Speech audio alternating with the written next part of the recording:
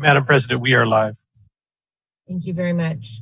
Thank you to everybody for participating in this Zoom meeting. We're going to go ahead and call to order the Tuesday, August 4th, 2020 regular school board meeting to order.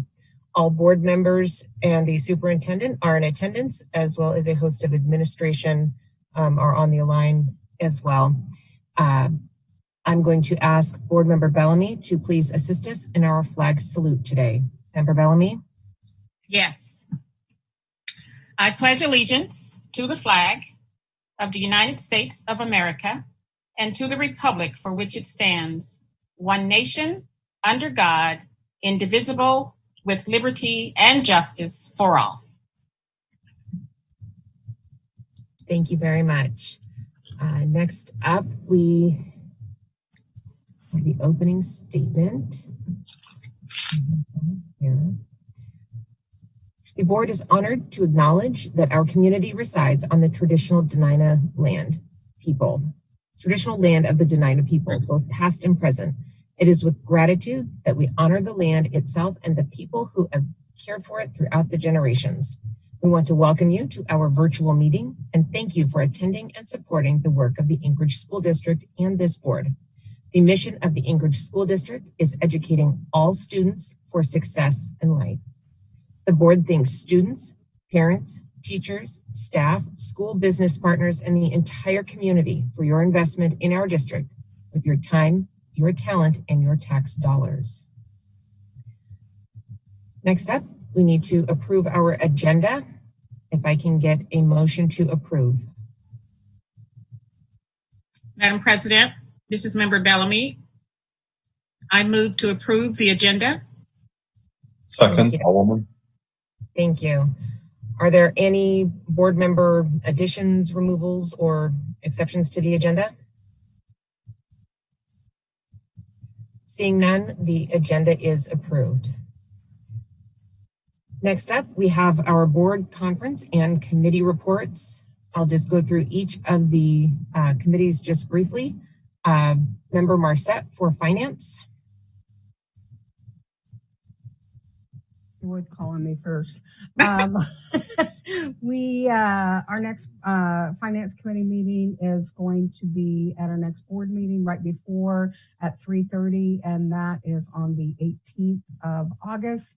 And we will be discussing, among some things, what it's going to look like for us financially in our budget to continue with the services that we need to do to provide education to our students during this pandemic, things that have been covered by the care funds that we will no longer have, and what does that look like in our in the next fiscal year.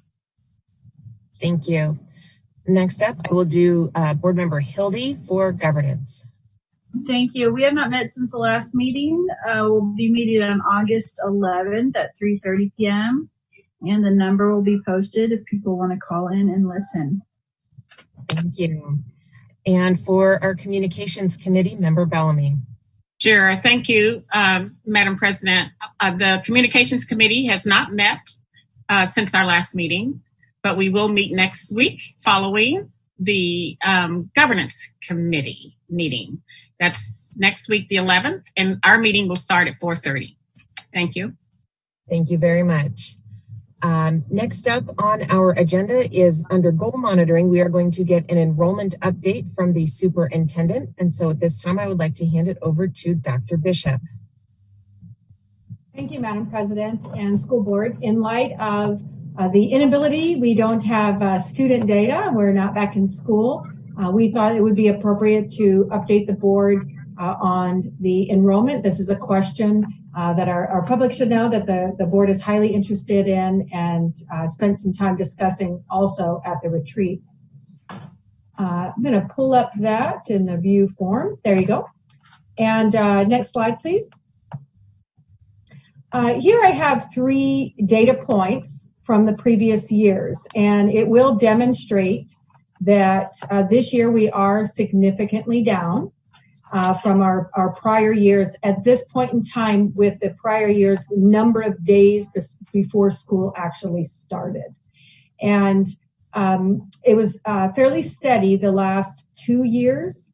However, we've taken a major dip, and we do have some understanding about that. We understand some transfers out, and I'll share that in a minute. But also, our face-to-face registration was to begin this week, and now under the new order by the mayor we don't have our doors open. We are we do have counselors and school personnel in schools, but we're offering folks to come in, but then it is a one-on-one in a very structured area to be able to do registration. And so we're making appointments when folks come to us, and we're also reaching out. And so it will take a little bit more time for us to process the registrations, simply because last time it was, get in, let's get this done, we'll take care of this. And now as our guests come that would like to register, we're speaking to them, but using all those protocols to protect the staff as well as the students and their families when they enter an ASD facility. Again, the majority of registration is online. This is the first year that we are having an all online registration, even for those who are new to the district. Prior to this year, registration online was very simple and easy, but the first time we did registration, we had a face-to-face, and we've changed some of those processes. So if you look at it, we are about 5,000 in this category down. However, we do have nearly 1,700 in process that just hasn't been processed that we need to call on. They were started registrations, but not completed, and they will enter into these.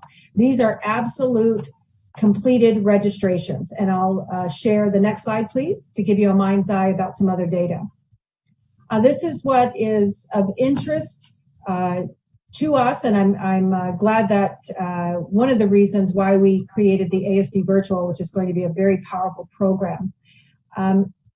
You're taking into account 2018 as well as 19 and this present date. These numbers are as of the 4th, this afternoon.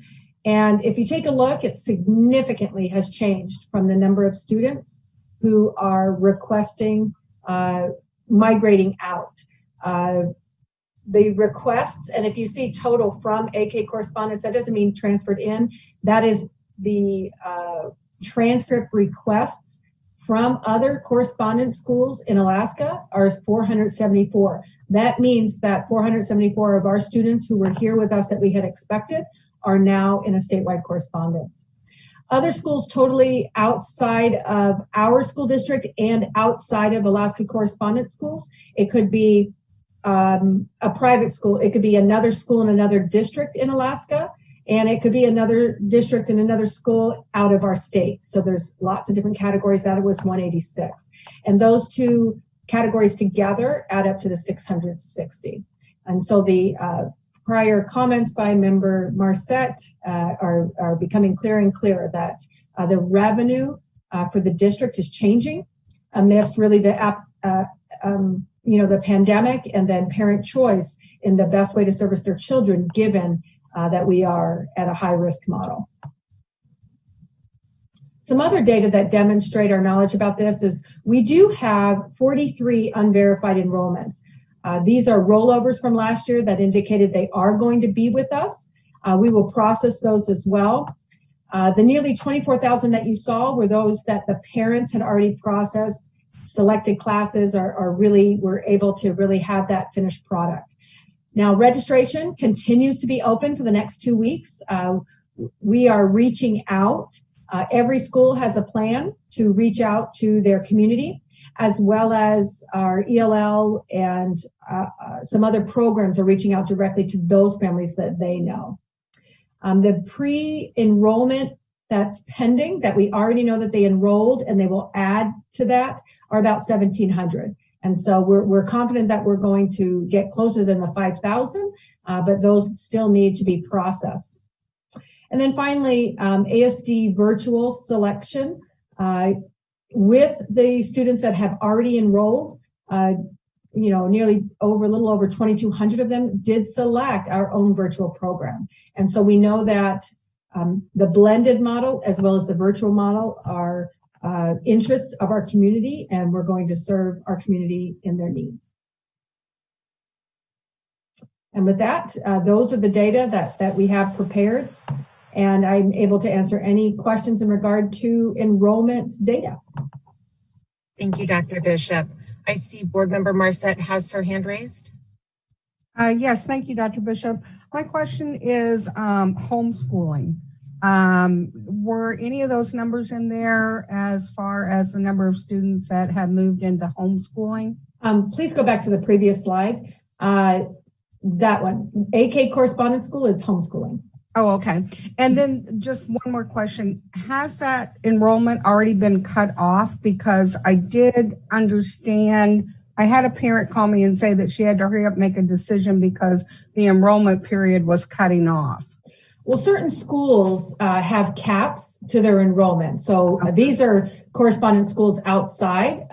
Really, if you think about it, the capacity to do an excellent job when you grow so big is strained. And so these different schools would have their own capacity, similar to our programs with immersion schools. So yes, some programs are at the capacity. They don't have the resources for additional students, but schools within the district that still want correspondence, we have that. That's ASD virtual. That's the correspondence home delivery model that is very similar. So there are still options open for that.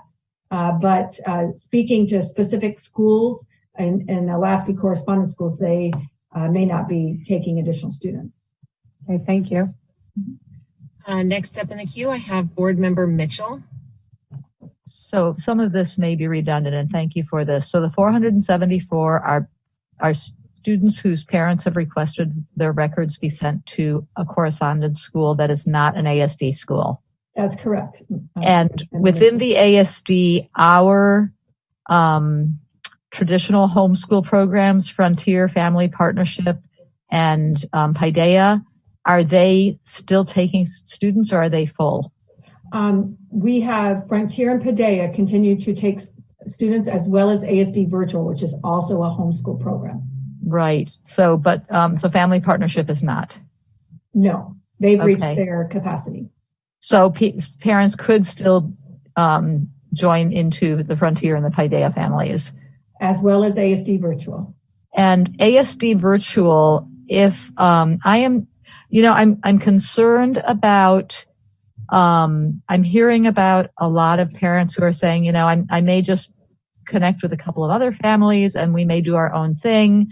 And that's great. Every family has to do what's best for their children. But I think that one piece that is not in that calculus is understanding, I think some parents, if they, they're very supportive of public schools, but if they understood the impact that could have on our district, they might reconsider that. With the ASD virtual school where they're connected back to their home school, that is then they're doing in this current scenario where everybody's virtual. I know we asked this question during the last meeting. Is the ASD virtual, let's say, I Turn Again Elementary is my neighborhood school. If I decide, I don't want to be live at all this year, but I want my kid to stay connected to Turn Again, I'm going to sign up for the virtual school that's connected to Turn Again. Is that curriculum different from what the Turn Again students are going to be starting with, where they're working remotely? Because I think that's a great question. Yes. So, and we're going to share with you the virtual program as well during the superintendent report. And in light of all the conversation that happened in the work session, this whole meeting was really to give overflow of discussions and understanding to the board about the plan. So as was shared in the work session, the teacher of the classroom on Canvas is designing the lessons that we have and can add to those and take off, and those can move with the student out of school as well as in school. Now, the ASD Virtual is really designed similar to an outside homeschool where students have a choice of the curriculum. They'll have a curriculum menu. They can pick electives. They would stay with that. And to your point, Member Mitchell, we are coordinating with several home care or child care facilities, that their new model, if you will, for marketing is taking care of school-aged children during the day. So there is a child care establishment that is taking in their 4 locations about 30 students and running small pods of kids, and they're going to assist students with their schoolwork. We are actually coordinating with them and training their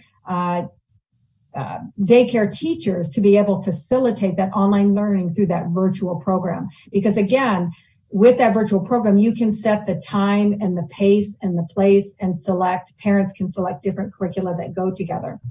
What we talked about with the model that's happening at school, there's absolutely synchronous times that cannot be changed.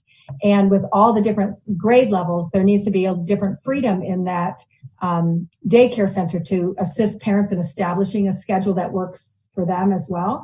And so the virtual is that model. It is aligned to standards. Kids who finish the work and go through the program will advance. You can liken it to the courses that were aligned to our standards from Florida Virtual. Florida Virtual doesn't make their own curriculum. They actually, there's different vendors that source that, and the platform is there with Florida Virtual. Very similar with this. So there's personal choice that goes into it, similar to a homeschool for the virtual program.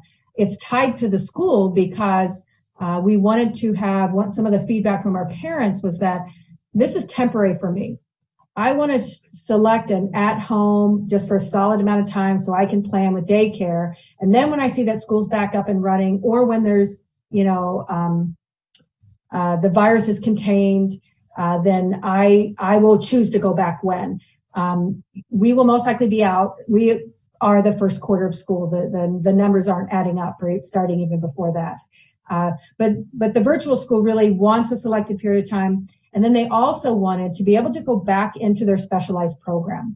And so if you're in a school and you leave it and you want to go back into it when you choose to go back, we would like it that Florida Virtual is really the best program that's going to meet those needs, because it's going to keep you moving along in standards. You'll have some flexibility like homeschools, and you can create those pods, if you will, of small groups. And ASD actually, just like we're supporting parents who are doing it in their home, we're providing PD to the people who actually are working with our students alongside teachers. Now, ASD Virtual does have teachers attached to it, and they will work with those groups of kids to determine when they're going to get online and when they're going to instruct. But it's much more flexible. It might happen in the evening rather than the daytime. So it's just an individualized plan, whereas the in-school is really by a classroom. So the program that you were talking about with the 30 students in 4 locations, what age range is that for? School-aged, all school-aged. So it's K through 12? Mm-hmm. Okay. I don't know that they would need 12th graders, but probably through middle school. Do any board members have any other enrollment-related questions? Because I know we're going to dig deeper into this in another section of the agenda. I do have one more question. I just wanted to share the board. We really appreciate the questions because, as you can see, this is hugely complex. We've been working on it for 4 months straight, and getting the needs of the community met and understanding all this. So don't worry about your questions. We totally get that there'll be questions. We've been, like I said, engrossed, and it's just very complex. We'll demonstrate and just show all the different programs that we have going on to meet the needs of families. Thank you. Board Member Mitchell, you had your hand raised. Yeah, Dr. Bishop, can you go back to the chart that showed the historical? Yeah, thank you. So based on this chart, should we be concerned that we might see a significant number of students who don't enroll this year? Member Mitchell, that's a great question. The answer is yes. We already see that 660 have already we already know that they're not coming back because they have enrolled in something outside of ASD. Now, it's not 5,000 because we have those other 1,700 in the queue, but it is going to be a significant amount of students. We buffer in about 500 students every year for enrollment, 250 to 500. This is significant compared to that. Choosing our blended model and choosing our virtual model are the best bets to continue to have programs into the future. Thank you, Dr. Bishop. And I'm sure we'll want to probably see another enrollment update at our next meeting as well. So I'm looking forward to seeing that. So we'll go ahead and move. Michaela, I'm sorry I didn't get to raise my hand quick enough. I just had one other question. Do we have an estimate of how many students we think are leaving moving out of state? Through the president to member Marcette, if you take a look at this one, 186 are not in an AK correspondence where you could do it from the home that you're in. So a portion of those 186 may be people leaving the state or even moving out of Anchorage. Those were schools or a private school in Anchorage. So it still could be in Anchorage, but we could drill down more. We just captured all that we'd have to actually look at the forms themselves and to see where we were sending them to. But these are coded as out of the correspondence. So they could be those three places: out of state to a school, out of our district to a public school, or to a private school, either out of state or in state. Yeah. So I'll just make a comment as a realtor. What we're seeing is booming market. People are buying, but the people that are selling are actually leaving the state. So that could impact us. Thank you. Board Member Donnelly, you have your hand raised. Thank you, Madam President. I don't want to have anybody think I'm making a post hoc, ergo prompter hoc, statement here. But I am concerned and wondering about what kind of relationship this exodus has to what we failed to do last spring, and that was to have any minimum standards on our instructors for providing teaching to their students. And have we done any survey at all out there in the community to try to identify what the causes for this potential out-migration is? We did a survey of parents about what they were choosing, but I don't know that we had a why about that. Mark Stock, if you're online, did some of those questions where they selected their programs have the why or the other comments? Can you speak to those?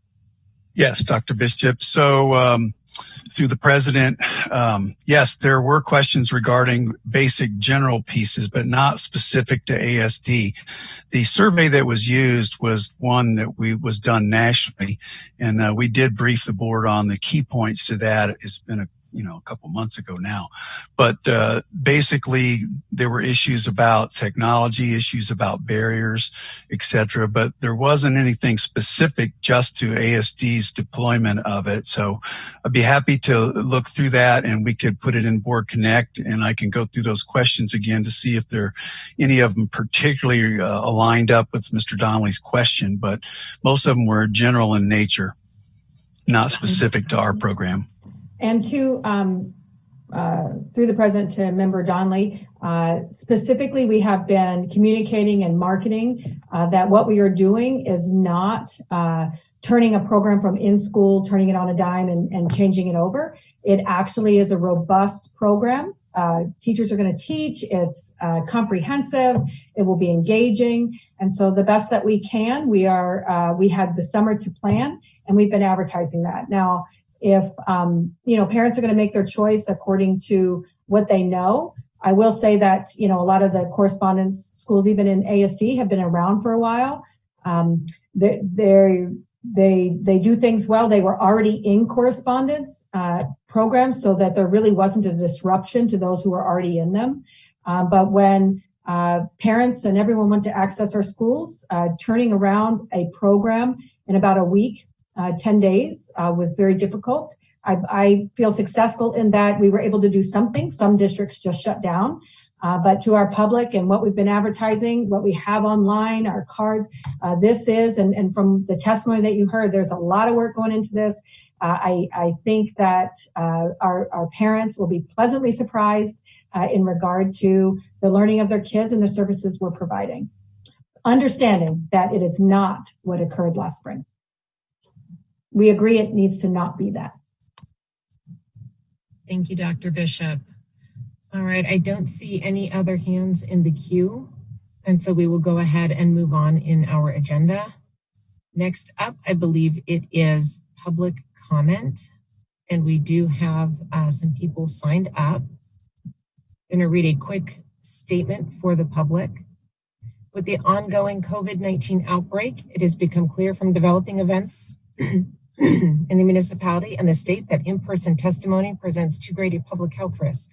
The school board and district staff are taking necessary steps to allow remote testimony while continuing to broadcast and record meetings in accordance with the Open Meetings Act. The board welcomes public comment on non-agenda and non-action items. We value public comment as it ensures that we remain aware of public thoughts, ideas, and concerns and informs our decision-making process. The school board encourages anyone wishing to provide public testimony to sign up in advance for telephonic testimony or to email written comments by 2 p.m. the day of the meeting, and these comments will become part of the meeting record. There is a 1-hour time slot at the beginning of the meeting. Testimony in excess of 1 hour will be heard at the end of the meeting or may be submitted in writing. You will have 3 minutes to testify. When 30 seconds remain, a bell will ring to inform you so that you can finish your sentence. Additionally, it is not our practice that board members answer questions or engage in discussion with members of the public. This is your time to speak and our time to listen. The board will consider all information shared by the public, and when deemed necessary, issues raised in testimony will be referred to the administration for follow-up. And going over to my list, we have Candace Diama, if I'm pronouncing that correctly. Candace, are you on the line?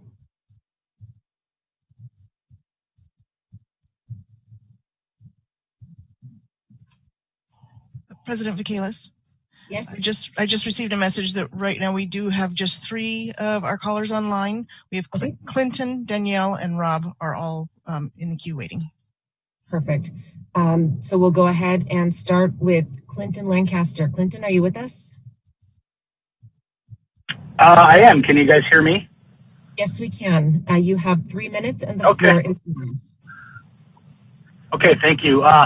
First of all, I just want to tell you guys, I really appreciate all that you guys are doing for the community. I know that this has got to be a mad scramble to try to put all this stuff together with the changing landscape of this COVID. So I appreciate all that you're doing, and I appreciate you giving me an opportunity to speak. What I wanted to speak to you about was I'm a Bayshore parent. I have 2 kids in Bayshore Elementary. I have a daughter that goes to Mears. We've been parents of that school for off and on for, well, basically straight for 8 years. We utilize the ice rink there quite a bit, pretty much all winter with our children, along with the rest of the community. I did get a email the other day from the principal, Mrs. Heidi Packer. I think it's actually Dr. Packer. I should probably recognize that. She sent an email to us stating her intentions to have the ice rink torn down and removed. Obviously, that came as a shock to a lot of us because the PTA, she cited some safety concerns and also the cost of refurbishing the rink. What I wanted to bring to the board's attention was that the cost of that rink is borne by the PTA and the community. As far as I know, the Anchorage School District, from my time in the PTA, does not put any money towards rink maintenance on any of the rinks. All of that is done through the PTA for the school. We put significant time and money into that rink as a community and through the PTA. I think we spend roughly $5,000 to $6,000 a year to do the maintenance and to keep the rink ice in place and have it hot mopped and groomed every year. And then several years ago, we put forth a motion through the PTA to have to do a bunch of repairs. We spent about $15,000 to replace a bunch of boards and do some other upgrades.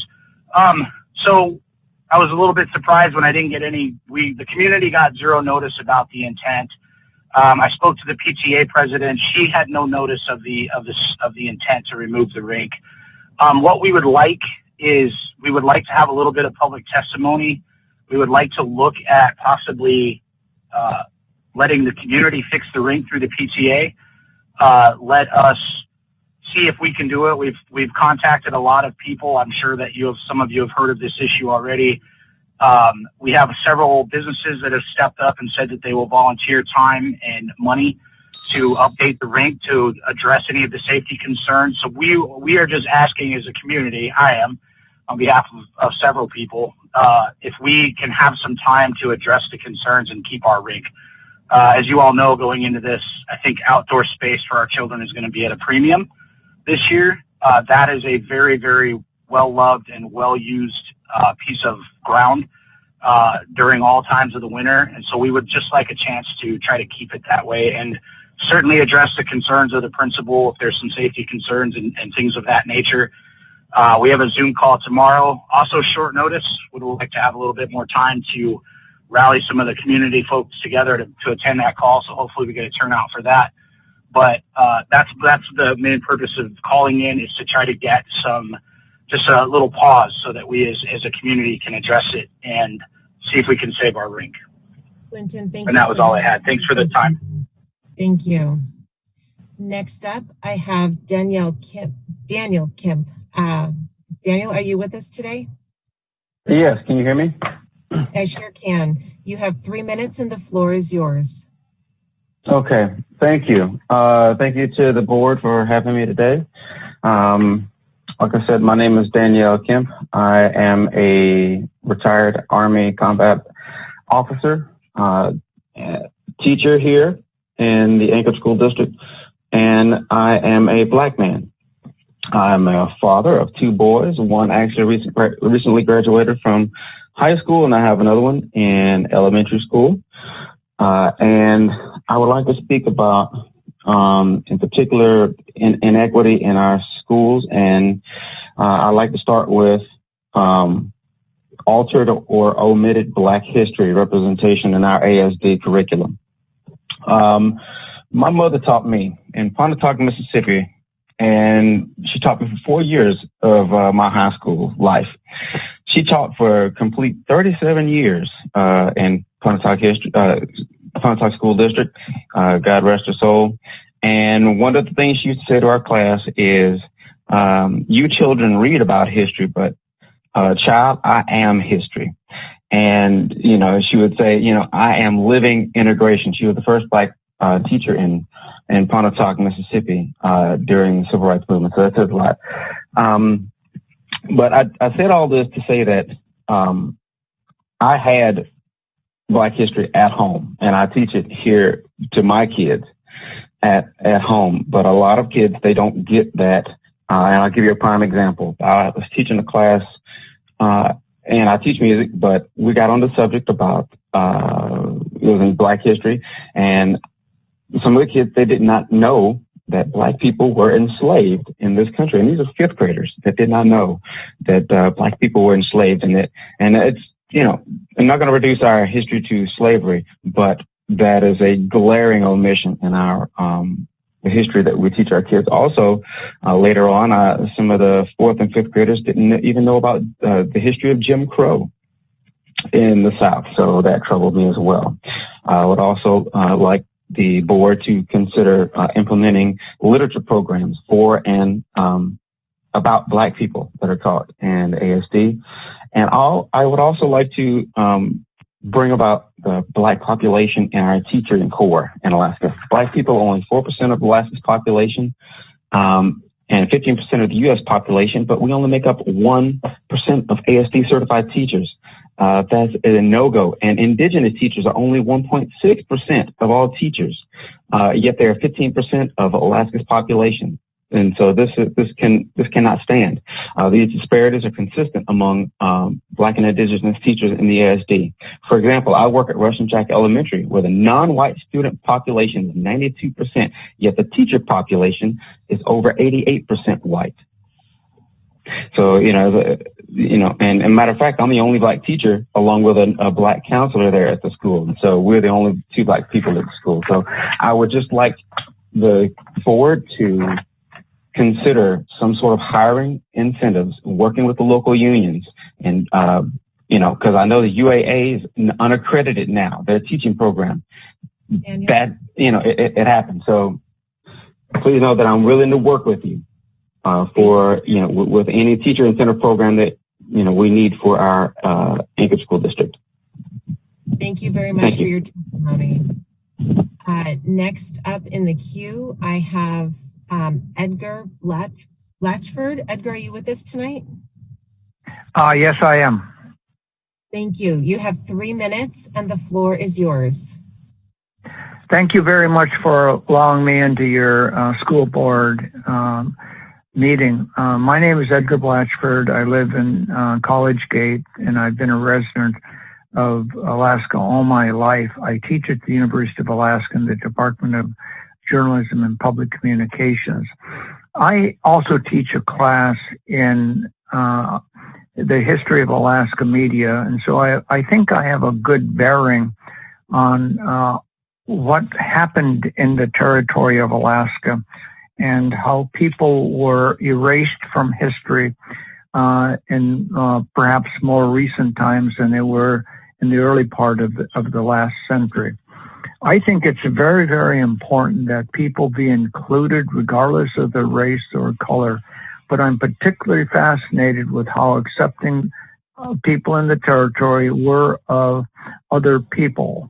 And it was more, and except, for minorities, I might add.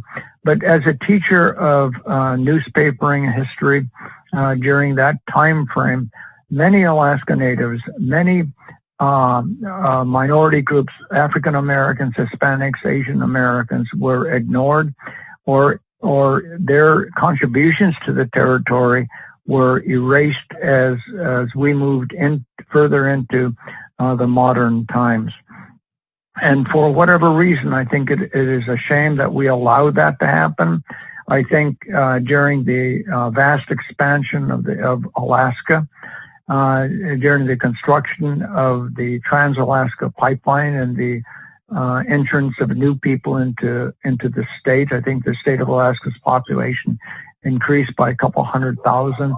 But the 200,000 people who arrived to join the 500,000 Alaskans, or less than 500,000, had a very significant impact on how we taught culture and culture of the place. And I think a lot of the history of Alaska needs to be rediscovered. I think we need to celebrate the contribution minorities made, particularly African Americans, Asian Americans, and Hispanic Americans. I'm a big supporter in some of the significant contributions made by minority groups. And in fact, just a quick story here. If you go to downtown Seward, you'll see there's a statue of a Japanese American who arrived in Alaska in the 1880s, jumping ship off the coast of Northwest Alaska and settled in with the local people. His name was Jujiro Wada. Most people do not realize that he was instrumental in the Iditarod Trail, the mapping and the adventure work that was needed to bring gold from Nome, Alaska through the Iditarod country down to Seward for transport from a ice-free port to the lower 48. But that Iditarod Trail was blazed by Jujiro Wada in the early 1900s, and he was basically erased from history. So let me just close with that. Thank you very much. Thank you so much for your testimony and for calling in tonight. Next up in the queue, we have Rob Larkey. Rob, are you with us? All right. Yeah, thank you guys for having this meeting tonight and letting me on. I appreciate it very much. I'm just talking on the concerns of the Bayshore Ice Rink. I've coached 12 guys in the NHL, numerous Division I players, and so on, been in hockey myself. I went over to the ice rink today because I thought maybe I was missing the boat on something of being unsafe. And I walked around the arena with a couple people, and there's only a few boards that need to be replaced at this time, and actually a paint job and some fencing mended, but it doesn't seem like it's very unsafe to me at this time. I'm coming with a solution to this problem. I know the school district doesn't have the funding and stuff, so I've been out outreaching with Mr. Chuck Cobb, the representative here. He's on board with us. I've had several communities from IBW come over, want to take a look at the lights. Some other contractors wanting to get involved, help with the pavement and stuff. Basically, the community in Bayshore wants to have the chance and opportunity to meet with the district to see what they seem is unsafe, and what we need to do is the funds and the manpower to put it together to redeem this ice rink and put it back to code or somebody's whatever to make it right. And just found out today that we're having a Zoom meeting on Wednesday. I mean, I talked to Mr. Cobb, Representative Cobb. He would like to walk around with some people from the ASD, maybe even the school board too, so we can walk around and see what really the problem is with this ice rink at this time and what we need to do. For it to be taken down this fast when the weather's changing and we're scrambling to try to put everything together. And at this point, I think we had 800 people looking at the Facebook. And I actually had a guy today come and try to give me $200 to help fund that. And I got another person willing to donate $1,000. But we don't know where we're at and how we're deeming this unsafe and what really needs to happen cost-wise and what needs to be improvement. I know in construction, maybe we could be on a 5-year plan. Maybe we could get it up and running this year, and what do we need to do for the next year and where we're at in 5 years that we want this rink to be and have for all these kids to enjoy it. Do I have any questions?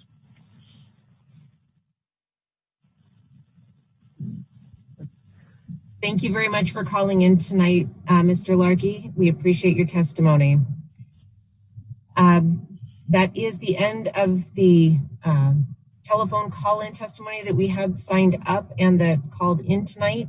I believe there is written public testimony that is attached to the record that I encourage everybody to go out and read. Next up on our agenda is the superintendent update. And at this time, I would like to hand it over to Dr. Bishop. Thank you, Madam President. I'll see the slides getting queued up. For this time, knowing that the work session would take some time, we've placed in information about the ASD virtual program. We will, though, we cut the slides from special ed because that was a specific ask by the board. So we'll look at ASD in school program there with special education. We'll follow up with that with questions. And then do ASD at home with the virtual. We have a brief FEMA update. And then, of course, at the non-action item, we'll have the whole Smart Start plan for comments as well as additional questions to answer. And each, in addition to what we're presenting really on focusing on the instruction side and the curriculum side, the brief updates, 2 minutes each from finance, IT, operations, and HR will be given to the board to understand, and that's when we'll tackle. I put the request in, Member Holloman, to ensure that your question is answered. So we'll do that at that time. So without further ado, I'm going to turn this back over to Mark Stock, and then once we get back to the ASD at home, I'll take it over. Thank you, Dr. Bishop, and to members of the board. So the one section that we didn't have time for was to talk a little bit about the ASD in school special education program. So with us tonight is Mrs. Anderson, who is going to talk a little bit about what that student and teacher experience is in this high-risk environment for special ed. So, Cindy? Thank you. So President Michaelis, Dr. Bishop, and board members. It's a little difficult I'm going to reference back to our previous 4 o'clock meeting, but so when we're looking at special education, many of our students are attending general education classes. And so students with disabilities many will expect a very similar experience as described with elementary and secondary. We're working closely with elementary and secondary to develop plans around services for kids that will extend beyond what they will be provided in the general ed course time or in the Zoom sessions, and we will be addressing goals and objectives on their IEPs. So we want to make sure that we are addressing all the goals and objectives. We may be looking at a different way of how we deliver those services, but we will be addressing all the goals and objectives. and related services. So we also have what's called a continuous learning plan that's part of a prior written notice. We've developed a way for teachers to be able to, teachers will be contacting families. They will be walking through with families the services that would be provided to meet those goals and objectives, and they'll be documented in a continuous learning plan when we're in the high level or medium level risk levels for instruction. Related services will be provided through teletherapy and Zoom sessions, as well as collaboration with parents, but also with general education and special education teachers during their Zoom sessions as well. They'll be able to enter and participate and support in a breakout room or whatever is needed, or they will be able to provide one-on-one service. We've also created and developed additional online student trainings. So our students will be able to go in and learn how to use Read Write, Google Chrome, and Equatio to help them with their access to their learning. These two programs provide the ability for kids to go in and gives them a way for the documents to be read to them. It builds vocabulary lists. The Equatio helps them with their math work. They can write it, and then it will create it into a formula for them. It will help them to access formulas and be able to work on their math a little bit easier. We'll continue our behavior supports for families, as well as we'll be doing individual and group instruction as needed to make sure we are addressing and making progress on goals and objectives. So we can go to the teacher experience.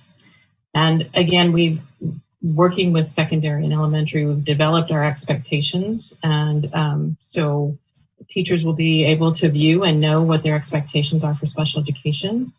We are in the process of finalizing our detailed guidance to our special education staff to be able to meet our obligation for free, appropriate public education. That guidance is extensive, but it's been created to be a way for teachers to understand their role in developing the continuous learning plans, what we need to do for assessments, what we need to do in meeting parent needs. Training will also be provided. We're starting this week with our department chairs, and they will be provided extensive training on that guidance and also how they can better support the special education teachers as we move into this red risk level instruction. Special education teachers, we're creating extensive trainings for them as well to meet compliance as well as instructional supports. And please know that we have also reached out and gathered a lot more resources than we had earlier in the spring. So we're pretty excited to bring those forward for students. Just know that IEP meetings and eligibility meetings will be held via Zoom as we did before in the spring, and we found that they work really well. We're able to put the IEP up on the screen and be able to work through issues and questions on those IEPs with families. And many of our families have asked, can we continue Zoom when we go back face-to-face? It was really helpful. So I'm excited about that.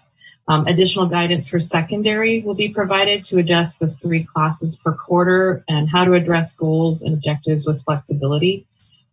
We do need to make sure that we are continuing to work on goals, even if math maybe isn't a course they're taking in second quarter. Let's say math is first and third, but we'll continue to work with our students on Apex tutorials or virtual, BMath virtual, or through iReady, ways for us to continue to address goals and objectives and address progress for students. So case managers and related service providers will be working with families to develop that continuous service model and looking at how we can deliver goals and objectives and meet all goals and objectives for progress on those IEPs. And then our special program teachers, who are our life skills teachers, our structured learning teachers, we are building out throughout the year completed lessons that are in Canvas for teachers and parents to access. We have developed almost a full quarter now for them, and we're going to continue that so that we have some continuity and consistency in delivery of those services for those students who have more significant disabilities. I think that's all. Do you have any questions for me?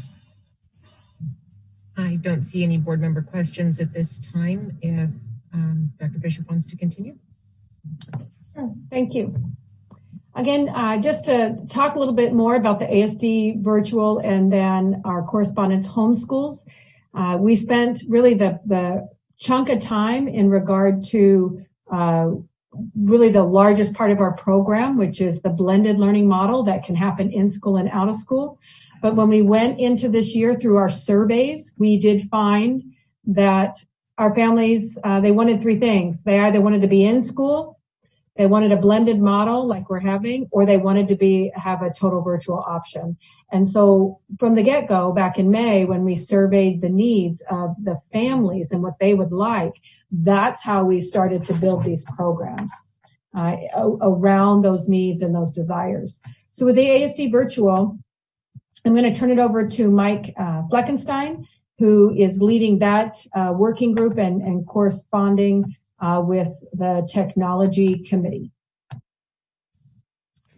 Thank you, Dr. Bishop. Good evening, members of the board. My name is Mike Fleckenstein. I'm the Chief Information Officer for the district. And my role here tonight is going to be fairly small, and then I'll be introducing my partners in this ASD virtual rollout, Kathy Moffitt and Carol Boatman. And so Carol Boatman is our new Director of Learning Innovation, and she will present mostly the K-5 data, and then Kathy Moffitt will really focus on secondary. And with that, I'd like to turn it over to Carol Boatman to kick us off. Good evening. Great to be here. Now we are going to start, we're going to look at the ASD virtual program, and Kathy and I are actually going to take turns talking about each the elementary and the secondary so that you can get an overview for first. So the ASD virtual program does engage students in an interactive approach to learning using an online platform. In K through 5, we will use a learning platform called Calvert Learning, which will provide virtual labs, simulations, assignments for mastery, meaningful summative assessments, and we will have a support program to enhance and provide additional instruction through Calvert Learning to help support Tier 2 students and our advanced students. At the secondary level, we will follow the 3-course plan, whereby students take 2 core courses as well as 1 elective. For the program platforms that we're using, we'll use APEX, fully online courses.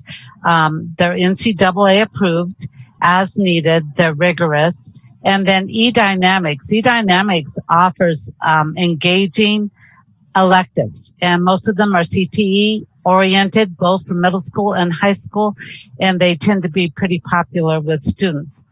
As well as K-12, we will incorporate Suite 360, which is an SEL component, offering Tier 1 and Tier 2 kind of content to help meet student needs. Secondly, we have the platforms ensure a consistent, reliable learning plan for students and families. And what we mean by that is that it has an established structure. So families and students it has a predictable nature to it. They know what to expect. They get the pacing. It's not changing from day to day. They also can see the course, the sequence, the syllabus, so they can see what is to be covered along with the pacing guide and where it ends. Both programs, K-5 and 6 through 8, offer content and courses that are aligned with learning standards. And both programs have available resources to support parents as learning coaches for their students. In Calvert Learning, we have things such as detailed tutorial videos, parent training for Calvert Learning specifically. We will be holding that on the 17th of August. There's suggested daily schedules, guided instruction, and they have a parent guide with 8 tips for how to implement and work successfully with your student. For example, how to use intentional breaks to improve learning and how to find the sweet spot for the amount of learning time each day. At the secondary level, one of the things that's a bonus is that parents can be signed up as the instructional coach, and they will receive a progress report weekly. And so that will help them kind of guide their student as they're progressing through the content. Additionally, both all three platforms have help buttons, if you will, that parents can use to drill down and get their questions answered as needed. In addition, ASD Virtual will hold parent classes, parent Zoom sessions to support them in whatever needs they have. Dr. Bishop mentioned about the daycare centers, and so that is part of what ASD Virtual would provide is some professional development for those employees of that center to help be that coach, be that facilitator of learning. Oops, Madam sorry. President, I had a question about this. Dr. Bishop, is this a good time with your team to break in with questions, or? Sure, that's okay. Yep. Okay, Member Donnelly, go ahead. Yeah, more and more, it looks like the virtual teaching's going to put a huge burden on the parents. It seems like we're shifting the responsibility from our teachers, our employees, to the public and to our parents. And there's going to be parents that are going to try their very best, and between trying to have a job and do everything you just laid out, expectations of parents, they're even the best of folks might not be able to do this. And then our kids aren't going to get the education that they would if our instructors were doing this. That's a great. I'm really concerned about that. And it looks like this whole plan shifts the burdens from our teachers to our parents. Our parents are already paying taxes for the school district. I'm really concerned we're just dumping it back on them. Would you like me to answer your question? Taxes to do. Yeah, that's my question. Sure. So here it is. And since you're highly familiar with Florida Virtual, and again, we shared the need by parents. Some parents want the teacher in the classroom to assist, to teach, to get online. ASD Virtual has teachers as well, and they're going to be ASD teachers. And similar to homeschool, this is more of a homeschool driven program, Member Donnelly. And so these are for parents. This program is for parents who, rather than register for an outside the district homeschool program, they're able to choose an in ASD virtual program. So the fact that this is an absolute choice, it's very similar to Florida Virtual that you selected for your children this summer that you shared, with us. And so it is a different program, but it's a choice program that parents have asked for. In fact, 2,200 parents understand they want a homeschool correspondence type program. This is providing it. They want teacher assistance for courses and teacher guidance. So a third grade student will still have a third grade teacher, but they'll have more, they will liken their experience more to an individual learning plan or an ILP similar to correspondence school. They'll get to select the electives that they choose as a family, similar to the correspondence school.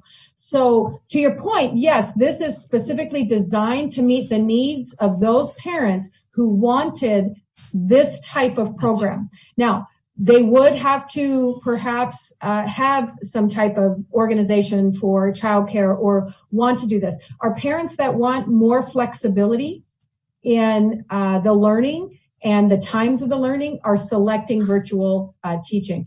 Our high school students with parents who they might travel some, they might not be here and be able to log into every Zoom session or even have connectivity at the time that we want, are choosing the virtual, where they can get a solid education. They do have, they need more of a coach from a teacher to help them to correspond daily, to grade their work, but that they're really choosing it's at their instinct or their need that they're saying, you know what, we need more instruction on this. And then the teacher would organize a learning session, but they can work at their own pace and place. So specifically to your question, that's why this is very different than our blended learning, which actually has teachers teaching in the traditional model just from home, where this virtual program is likened to large-scale virtual programs around the country, as well as right here in Alaska. And what it is, it's an in-district choice that parents can make, knowing, going in with their eyes wide open, about what they're asking. So it still is face-to-face Zoom sessions as needed, self-paced assignments and quizzes, online discussions. All of those things are there. They're just not happening. They're happening more organically with the families because they want to take that more instructional view. Very similar to how homeschool correspondence works. That's why this program is in ASD choice for that type of program for a parent. So a lot of those home correspondents also provide some support to the the parent. And that is exactly on this page, what Kathy was going over. And she can read those for you. Yep.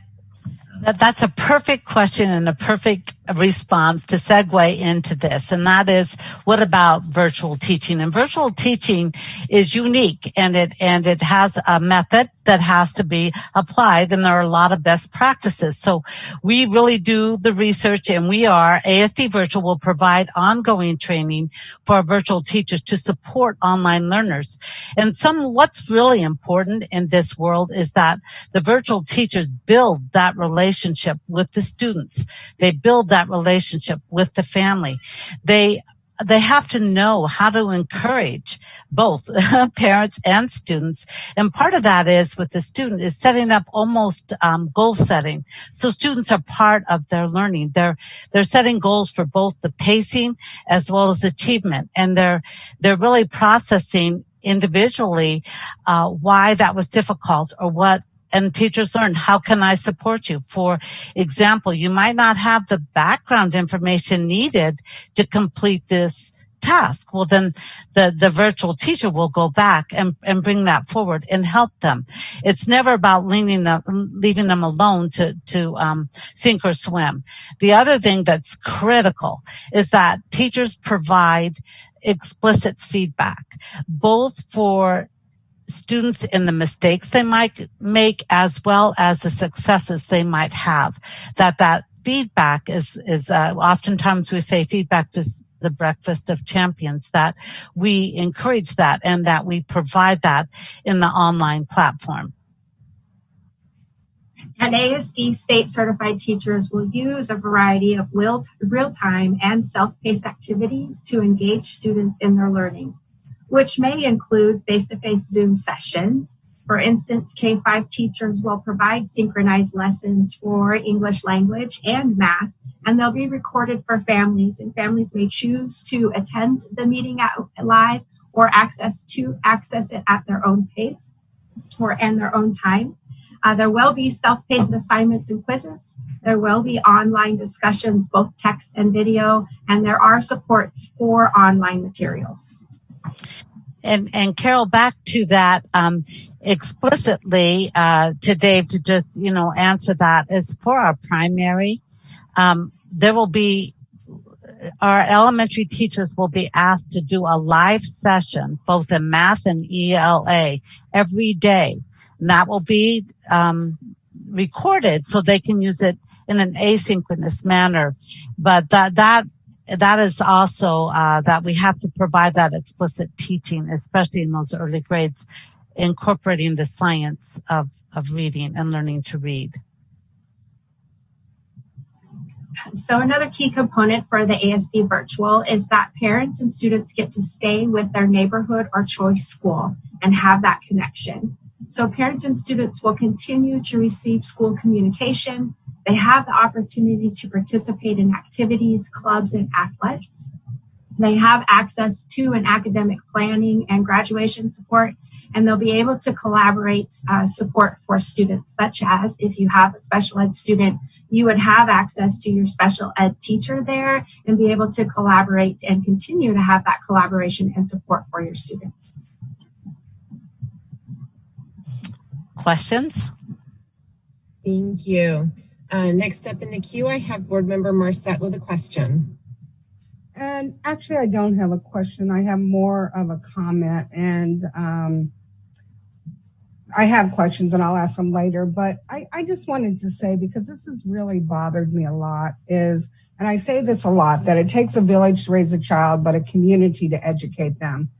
And I think and I hope we do a better job of explaining to parents and the community and the state where we are going to be and where we're spending our money. There is the money that's left over. We're buying Chromebooks for 46,000 students. We are providing internet access.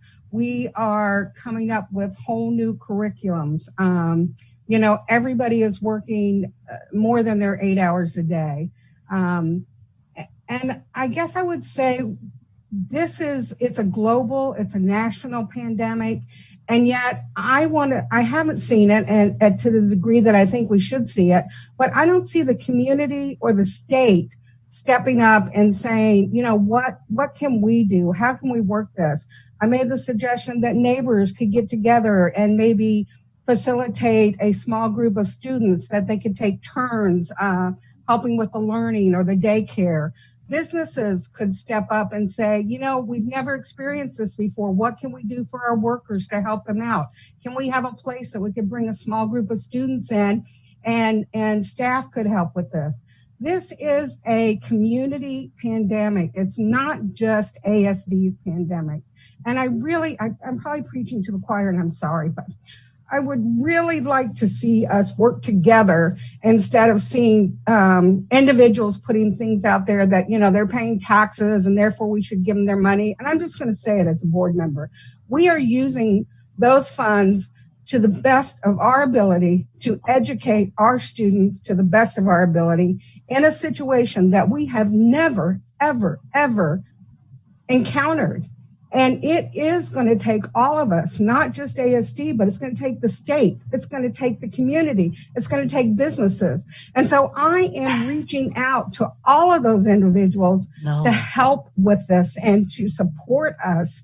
And it's not going to be perfect. There are going to be things. Nothing is ever perfect. But help us make it the best we can. So I'm going to get off my soapbox. I'm sorry, but it's kind of been bothering me a little bit. And so I wanted to make that statement.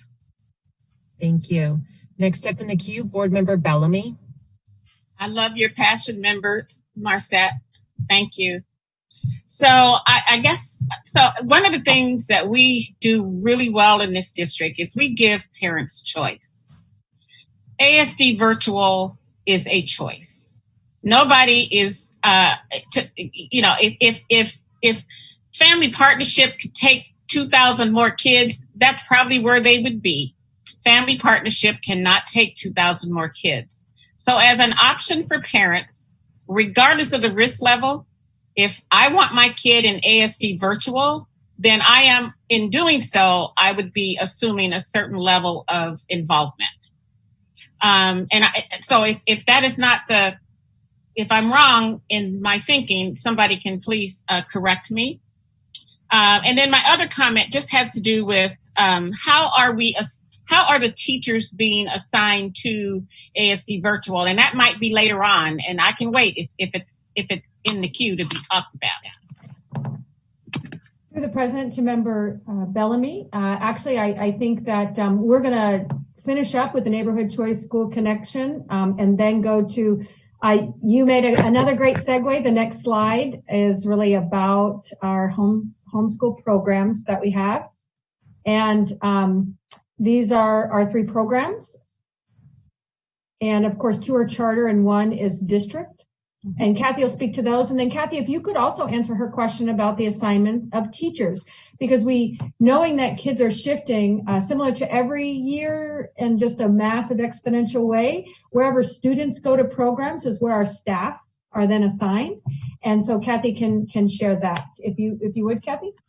Sure. Great question, Margot. And for staffing purposes, in ASD virtual, we're looking at seeing where students are coming from and seeing and making sure that we've met the needs of our schools, of our comprehensive schools. And then for the elementary, we're looking to have full-time virtual teachers, and they would be assigned to a grade level so they can really specialize in that content and meet the needs associated with that specific grade level. At the secondary level, it will be more on the content, so the courses, and it will be looking at teachers that are that are certified to teach in that content area. And it will be making sure that the comprehensive schools needs are met first, and then they might allocate, if you will, for one of the 3 blocks of time, a teacher to the virtual needs. And so that's kind of a shuffle game that we'll be working on, and doing that with the staffing. The partnerships, Family Partnership, Frontier, and Paideia. There are our correspondence homeschool options, as well as ASD Virtual is a homeschool option. And Family Partnership and Frontier will operate a little bit different with because they're charter schools. And so they're looking, with what their capacity is to accept students. And then we move to Paideia, which is our district correspondence school. And with Paideia, we're working closely with them to see what the requests are from our families. And then we will do all we can to support their needs and meeting those requests and meeting the needs of families. All right, thank you. Thank you. One more follow-up. Is there what would be the PTR for the virtual? That's an excellent question. And for primary, probably 25-1 at the max, 30. Going into grades 3, 4, 5 with that 30. We know that in talking to schools around the nation and stuff, there's probably a sweet spot, as some would say, between that 30 and 40. And then our secondary would be 40-1. Okay. Is that comparable to what is at Family Partnership? That's a lot of the courses aren't necessarily just virtual at those different schools, and so sometimes they only check in with the teacher at the school for the ILP, but the teacher doesn't do the instruction. Okay. So it really depends on that ILP, that individualized learning plan. The teachers there could have upwards of 150 students that they are responsible for their ILPs, but only teach a small portion. So it's very fluid. Okay, thank you. Thank you. I see Board Member Holloman has his hand up patiently. Actually, I've got a recent question and one from a little bit further back. You mentioned that the PTR would be 40 at secondary. Is that an average or a cap? That we're looking at that to be a cap, especially as we're entering into the first year. There are sites where they have a ratio that's higher because the content, you're not really prepping or designing the content. It's more that facilitation, but we want to make sure that we're on top of it. We're learning as we go, and that we're meeting student needs. And then dropping back to ASD Virtual. If a student wanted to take more than 3 classes, is that an option if they want to pick up something extra? That's a great question. And to the board president, to member Holloman, we have in the past, and we will continue to offer the single courses. A lot of times students want to take that extra class. One of the things that we're trying to caution counselors is before they fill the request is understanding that when you do 3 courses in a quarter, it might be that online course would expect you to do a unit in a week. Well, when you're doing 3 in a quarter, then now you're doing double time. So instead of 1 unit a week, you're doing 2 units a week. So it can feel like you have extra time when in reality, it's at such a fast pace that we want students and families to kind of explore that before they take on. Now, if we have a student that's done a lot of online, and then we will certainly offer that as well as rolling enrollment for them, so they can start it but choose to not finish it, until say second quarter. Thank you. Next up in the queue, I have Board Member Hildy with her hand raised. Oh, thank you. I just wanted to thank Superintendent and her staff for making it possible for parents and students to stay connected to their schools in all this craziness and stress of a pandemic. To have that connection is really meaningful to so many parents and children. We heard from, the school, the ice rink, and the passion and investment people have put into their school communities. So I'm very excited for that choice and that possibility. And just all of the different choices is really something I'm trying to think. I feel like every possible combination, I know somebody doing something different, right? Just trying to figure out what works best for their children. But all of those people have the hope of going back to their neighborhood school eventually. They want a building to be there. They want a building that's got a roof that's up to date. They want, those things to still be there. So I appreciate the approach that's being laid out. Thank you. Dr. Bishop, did you have more in your superintendent update? Thank you. We do have good news for the board. We want to end on some good news, and this is approximately almost coming up in November, 2 years worth of work. And so please let me turn the mic over to Chief of Operations, Tom Roth. Thank you, Dr. Bishop, through the board president and to the board.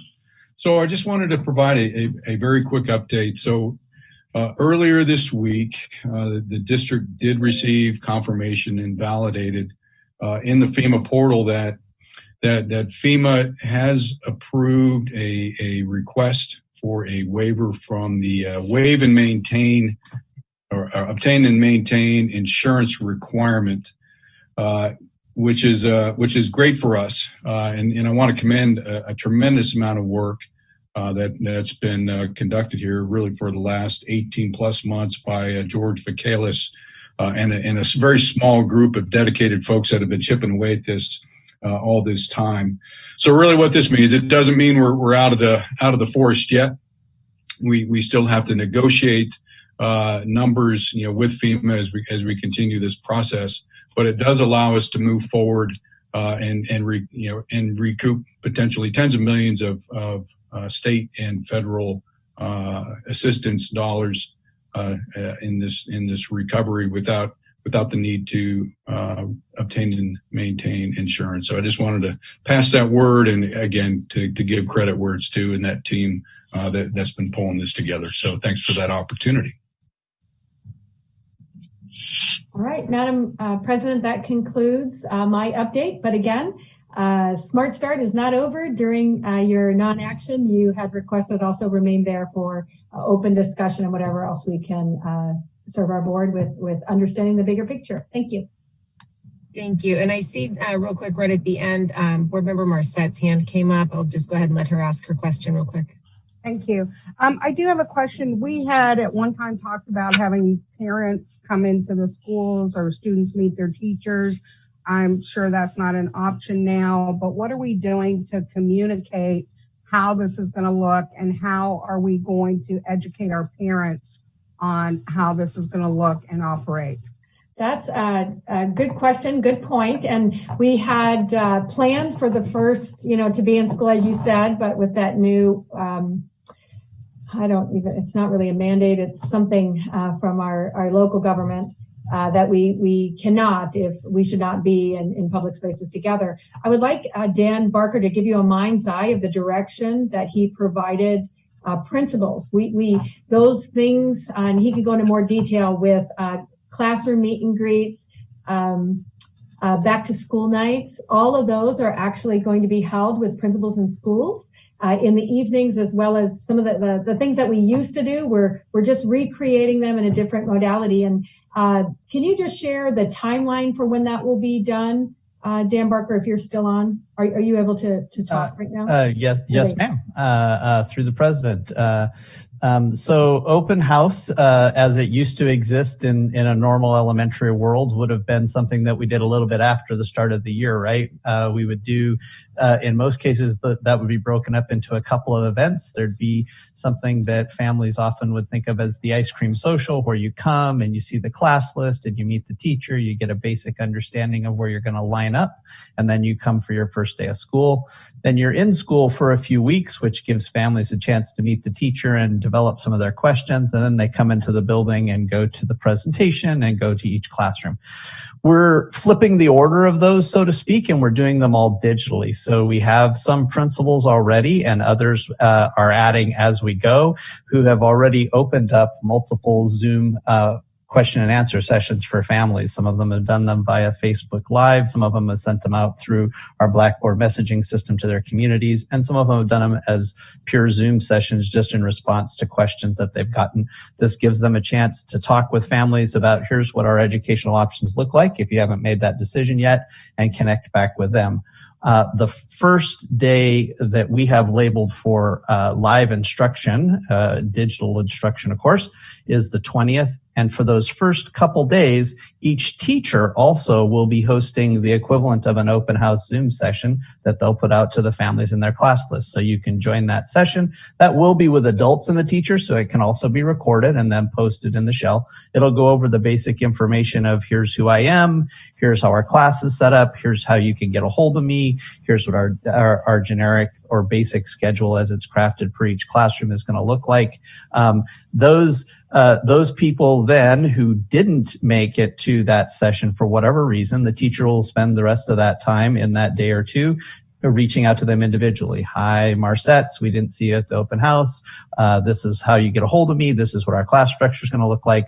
Our goal is to have that accomplished. We're back on the 20th, and then we have the 20th, the 21st, which would be a Thursday, Friday, and into that Monday. So in those first 3 days, really, Thursday, Friday, Monday, that connection with all of those families should be what takes place. That leaves us by the 25th, I believe, and I'm not looking at the calendar in front of me, but I think that's it. It's the first Tuesday.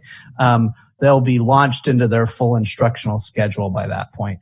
We fully anticipate that, again, referencing some of our instructional options that we're trying to put together for folks who might not be able to meet the schedule of when it happens, that there'll be some need in time there for us to schedule around families and make sure everybody knows how to get a hold of your school, how to get a hold of your teacher, how do I access my Canvas shell, taking folks through that.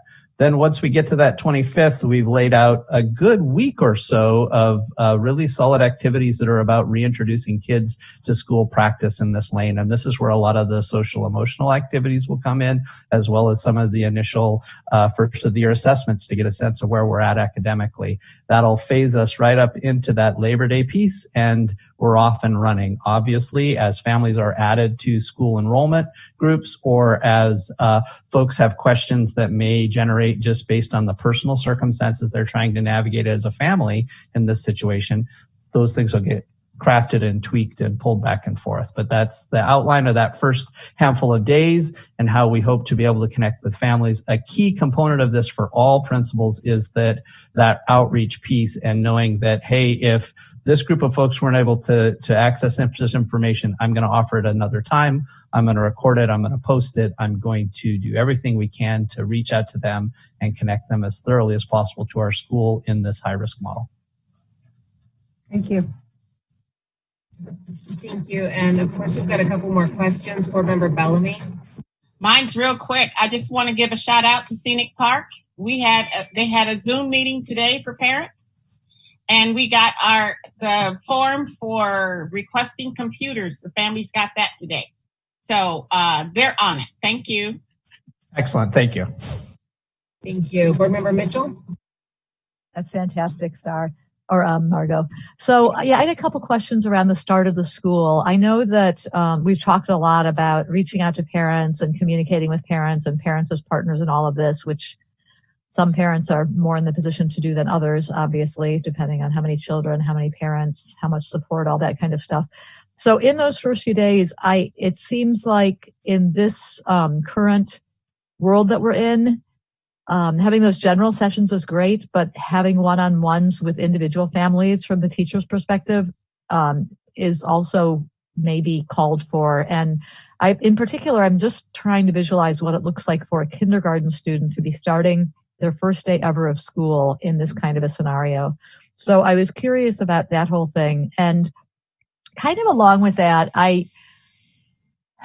don't know. It seems like teachers still, can you talk a little bit more about what that first week for teachers is going to look like? Because in my mind, I'm thinking, boy, it would just be great if we could push students coming back into the virtual world by a week or two to give extra time to our teachers to really connect with the electronics. And then hopefully, Member Marcette and I were talking that later in the year, maybe as things are under control, I don't know if we could add 2 weeks at the end of the year. I mean, that's a huge undertaking, and it's probably way too late to even think about that. But I'd just like to have a little more understanding of that, the first week, and how much space teachers are going to be given to figure this all out.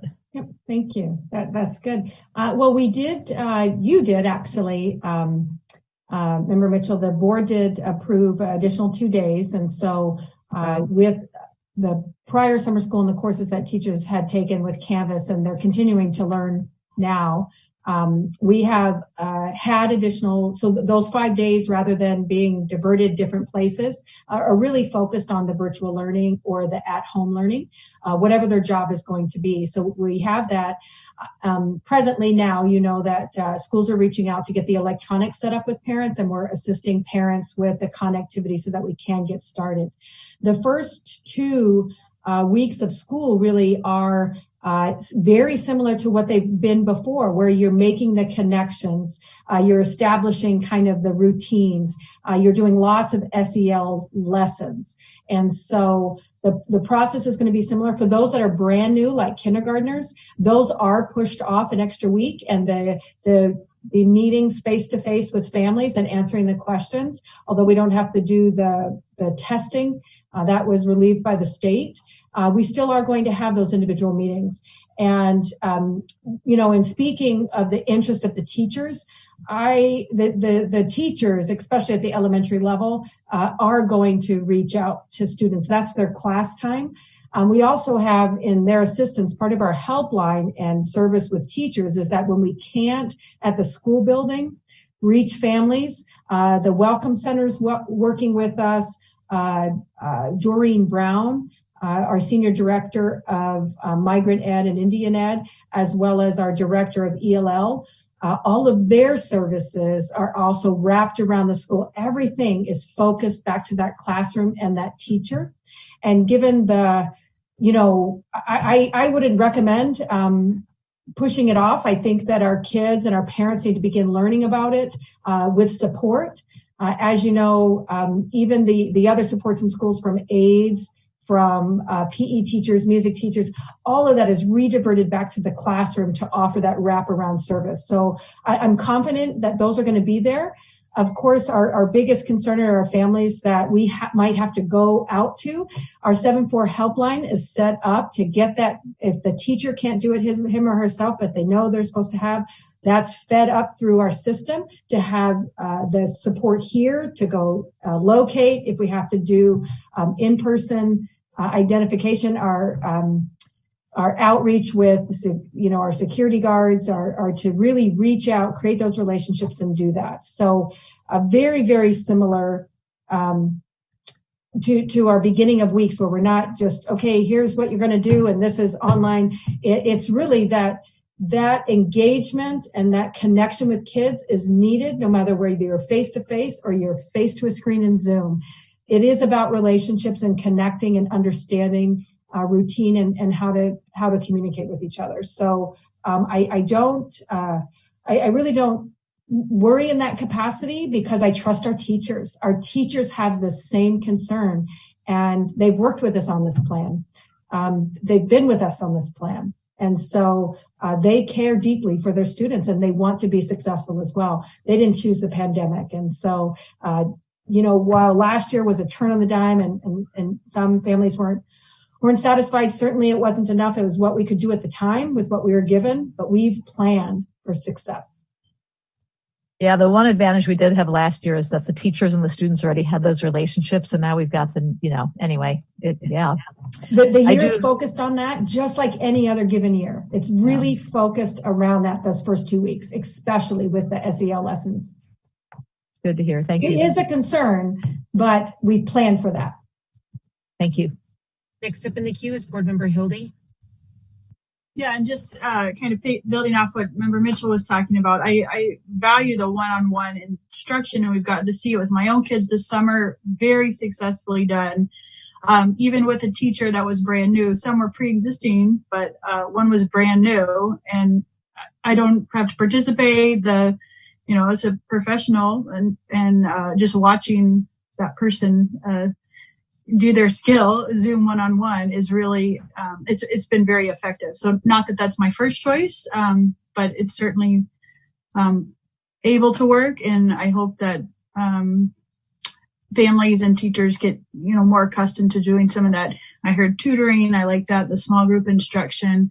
So in addition to those 30-minute, capsule and, Zoom meetings, I hope there's opportunities for that one-on-one or small group instruction, because I've observed it to be very effective.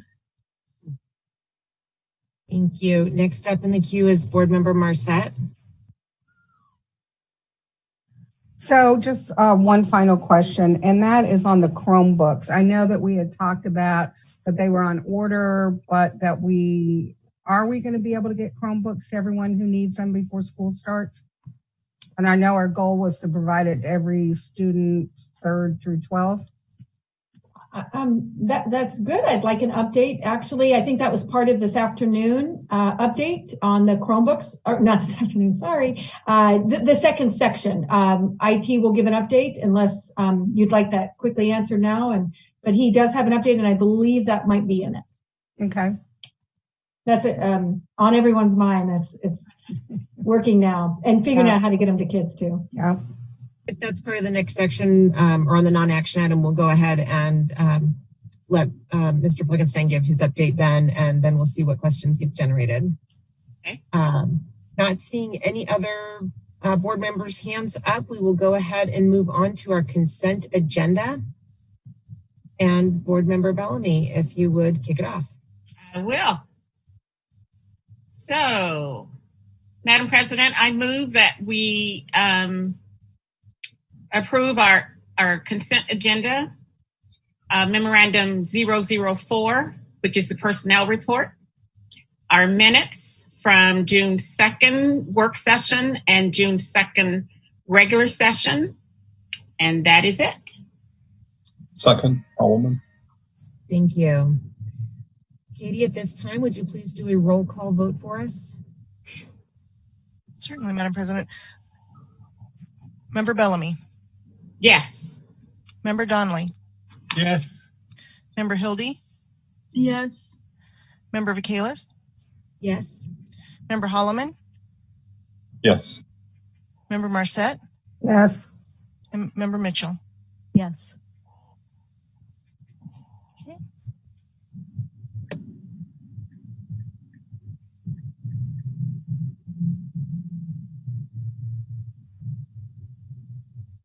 I believe that'll pop up here in just a second. It should pop up momentarily, but there we go. Thank you. All right, the consent agenda passes, 7 yeas and 0 nays. Next up, we have our non-action. We have 2 items, and the first one that we will pull will be the school start update, and Dr. Bishop will take that over. I do just want to go on the record real quick and just let everybody know I have to jump off of my almost dying laptop. So to facilitate this discussion and the rest of the meeting, I'm going to call in from my phone, but I am going to ask the Vice President Bellamy to please facilitate the rest of the meeting. I'll be participating, but it's really difficult to lead from a phone. And so I'm going to turn it over to her at this point and to Dr. Bishop to introduce the school start section. Okay. Dr. Bishop? All right. Thank you, Madam Vice President, Madam President. This section was I wanted to share with you, just start off with the broad overview and an update from each of our chiefs, if you will. Again, I'm going to ask Mark to speak again to just have any other ideas instructionally that might be kind of the business side of the instructional house. But each of the chiefs is ready to give an update in their area, because along with the curriculum and instruction, which is the heart of what we do, we also have to think about all the safety measures and feeding of students and hiring of staff and funding the district. And so with that, I just want to turn that over, right? We'll start with Mike Fleckenstein, the Chief Information Officer, and this is just following in the request of Member Marcette. Thank you very much, Dr. Bishop and members of the board. I'm going to hit really 4 quick points tonight. The first one is in all of these areas are areas that we're focused on right now to try to help get school started off in the best way possible. And so the first one really is that virtual program I talked about. We're leading that along with Kathy Moffitt, and I won't belabor additional information around it because we just talked about it earlier today, but that's one of the lists that we're working on right now. Device distribution and student connectivity. This is to Member Marsette's question.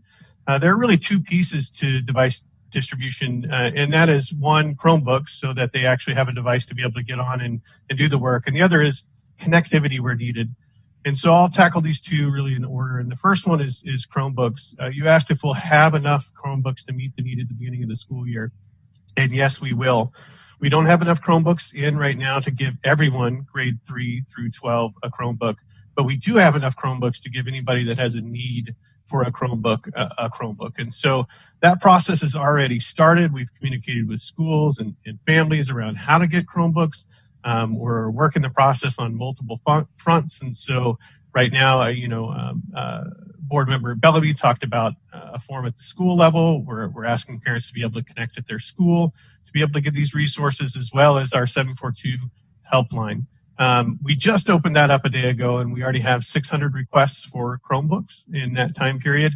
And we will start to process those immediately, and we'll start delivery on the 10th through the same Stuber process that we used last year. And so we'll deliver those Chromebooks directly out to students.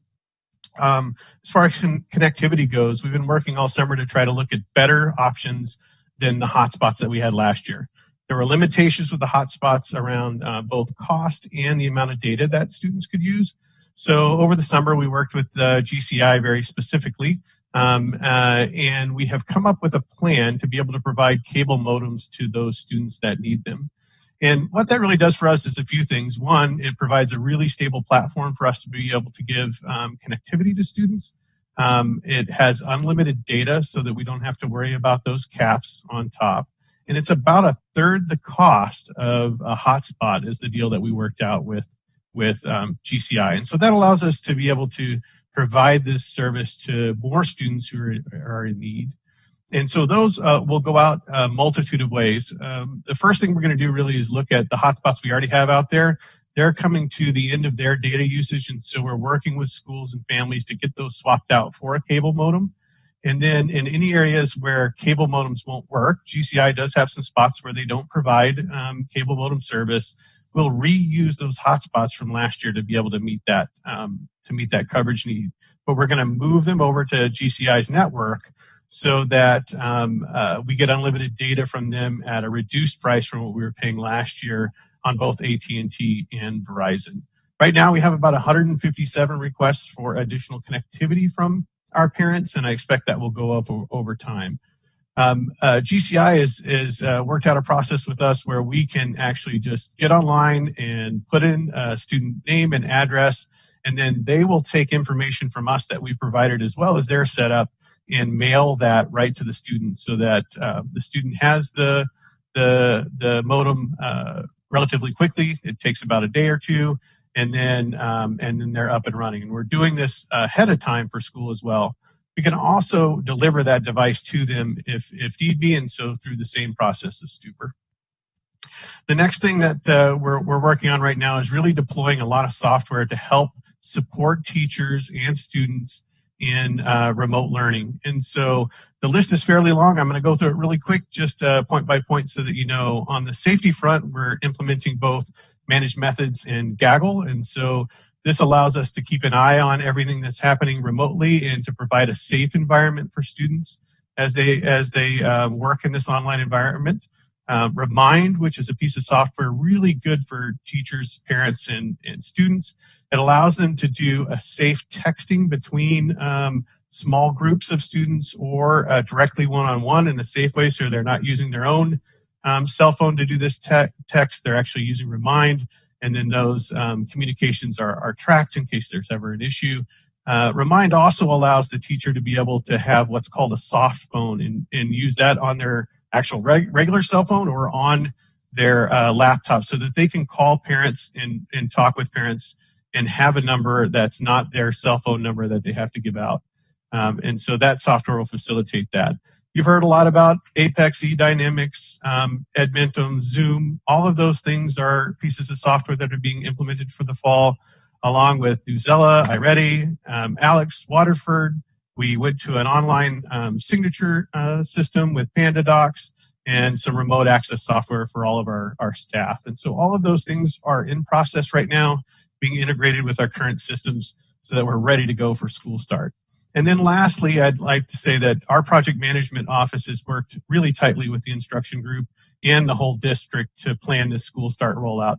Really proud of the work that's happened there, and really glad to see that team be able to provide some cohesiveness across entire groups of departments. And so with that, that's my update, and I'd be happy to take any questions.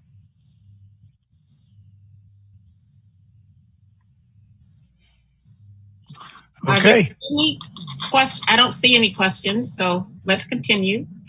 Okay, thank you. I will go next, and this is Mark Stock, Deputy Superintendent. So in terms of the request from Dr. Bishop that we talk about things happening on the business side of the house, obviously we've talked a lot about the instructional aspects so far today, but there are some very significant logistical and operational pieces that the instructional team is working through. One of those, of course, is to working with all of our associations in this sort of remote environment, working through details on the telework agreement that HR and others are working through with the instructional side of the house and with all of our associations. We're getting great cooperation from everyone. All the associations are being very helpful in trying to work through what the expectations are and what this environment will look like. Another detailed piece of the instructional operations logistics is scheduling. The school districts, the school buildings and principals are going through some significant scheduling issues. And the quicker we can have our community support us by getting online, getting enrolled, and at least trying to make an informed decision with regards to those options we've been talking about all night, that is one of the key drivers that will be driving the next step of logistics. So we do want our community to help support us by getting in and signing up as quickly as they can to make an informed decision. So the next step then would be staffing. This is probably the most unique staffing year I've ever experienced in 40 years. As you've just heard, there are already 2,200 families signed up for the ASD virtual. Every one of those students will be assigned an ASD teacher. Those teachers, those 2,200 students that are leaving the blended face-to-face environment now go to virtual, and then we need to reassign staff inside all those to be able to cover those virtual assignments. So those are the three major logistic things from the operational side of the house that we are dealing with. And so that's my update on that. And we can take any questions you might have over that from some of, if there are any. Thank you, Dr. Stock. I don't see any questions. Member Bellamy, this is Gina. Can I ask a quick question? Oh, absolutely. I didn't see your hand, Gina. Sorry. You know what? I didn't get my hand up quickly enough. I have a hard time opening up the participant thing and clicking on that. Okay. So, Dr. Stock, Dr. Bishop, what can we as board members do to help support that? Obviously, we can publicize through our social media and our networks and community councils that it would be really great for families to register as quickly as possible. Anything else we can do to help support that? Well, through the president to Member Mitchell, I think there's a couple things. One of them is really broad, and I know Dr. Bishop has talked about this whole community support in terms of the whole COVID safety issues, if people wearing their masks, doing all those general things as a community, whatever we can do as an entire community to get our schools back into some semblance of normality. So that's a big one. Just trying to work as a community on following those safety protocols is big. But on the other issue, the individual principals are reaching out. They're doing robocalls, they're doing Zoom sessions. They are working the phones, trying to get families registered and enrolled, because principals know that the sooner they can get that done, the sooner we can get scheduling and get staffing done. But we also know parents have really big decisions to make. So I don't know that we can hurry it. I mean, we can't put a deadline on it, but we are trying to push it. So whatever you can do in your social groups to let families know, hey, if you haven't checked it out on the website, go ahead and do that and make your selection, because that will help us tremendously. And they can all do their full registration on the website as usual. Yes. Okay, full online. thank you. Yep. You're welcome. You. Dina, that's a great question. Maybe we can talk about it a little more at our communications meeting next week as well. Mm-hmm. Now, Dave, I think you were next, and then Andy. Thank you, Madam President. Dr. Stock, you mentioned that parents have a difficult decision. I really agree with that. And before tonight, they didn't have any information about how many hours of actual instructional content was going to be provided by going with their local schools in this remote scenario. And 4 hours a week is what the minimum is. Why did it take so long to determine that 4 hours a week? Why couldn't we have got that information out before? To the president, to Member Donnelly, those things have been built with the 400 plus teachers that have been working. There's up to 500 now as of this week. 500 teachers working in concert with administration to try to build out those frameworks to look at what best practice is. Even as we speak, we will be rolling out to you in a future meeting here just to look at what a teacher's typical day really will look like in this environment, hour by hour, minute by minute. What's that teacher doing? Those are questions you've been asking, and I think it's important for us all to realize that the teacher's role in this environment, that a lot of the instructional and content pieces begin to be taken into the blended environment, and where technology and other things help support the teaching. So there are so many other aspects now to being a teacher as a facilitator and a manager. And so I would also like to point out the use of our cohorts. And that is one of those big pieces that we've had to build time into to figure out all the roles of that art teacher, music teacher, PE teacher in the elementaries. And so working through all those details, we've developed an entirely new way of teaching, basically in just a few months. And so I maybe you would have wanted to know that earlier, but I can also tell you that those minimums took time to develop with our teachers as they built the content. Dr. Stock, I'm also still really concerned about the lack of a distinction between the instructional time being provided to our secondary students versus our elementary students. You mentioned best practices. Is that really the best practice as identified around the nation? Is that the high school kids are getting the same amount of actual face-to-face instruction as the elementary kids? Well, I can add Dr. Stock into this too. Some of the time was set up, and if you think of a classroom, and then Dr. Stock, I know your team dug deep into it, but if you think about a classroom, a teacher teaches to what we call tier 1, which is the whole group. And then a tier 2 and a tier 3 is added with additional instruction. So not only are our teachers most likely in the early grades going to divide their classes up depending on the side into 2 cohorts to do 30 minutes with this group, and then they're going to work on their own. 30 minutes with this group, they're going to work on their own. 30 minutes with this group, then they work, and then 30 for math and reading. But they're also then providing time with other specialists to do small groups. And in the middle of a day, if you go into a teacher's class when they're teaching reading, they might be teaching to the whole group, and then they're going to pull this group off to the side to work on these additional, to provide equity of access, to provide the learning needed to those that offering to a whole classroom isn't going to work. So the idea that teachers are only doing 4 hours of teaching isn't necessarily the truth. The truth is that they're going to do a lot of teaching, but sometimes it's not going to be the whole class. Sometimes it will be to those small groups to provide that equity of access and to meet those goals of learning that the board has set out in their strategic plan. We know that all get some and some get more. That's the philosophy behind the multi-tiered system of support. And so understanding that the instruction will match the progress of the student, and we needed to build in flexibility to do that. Otherwise, that wouldn't get done.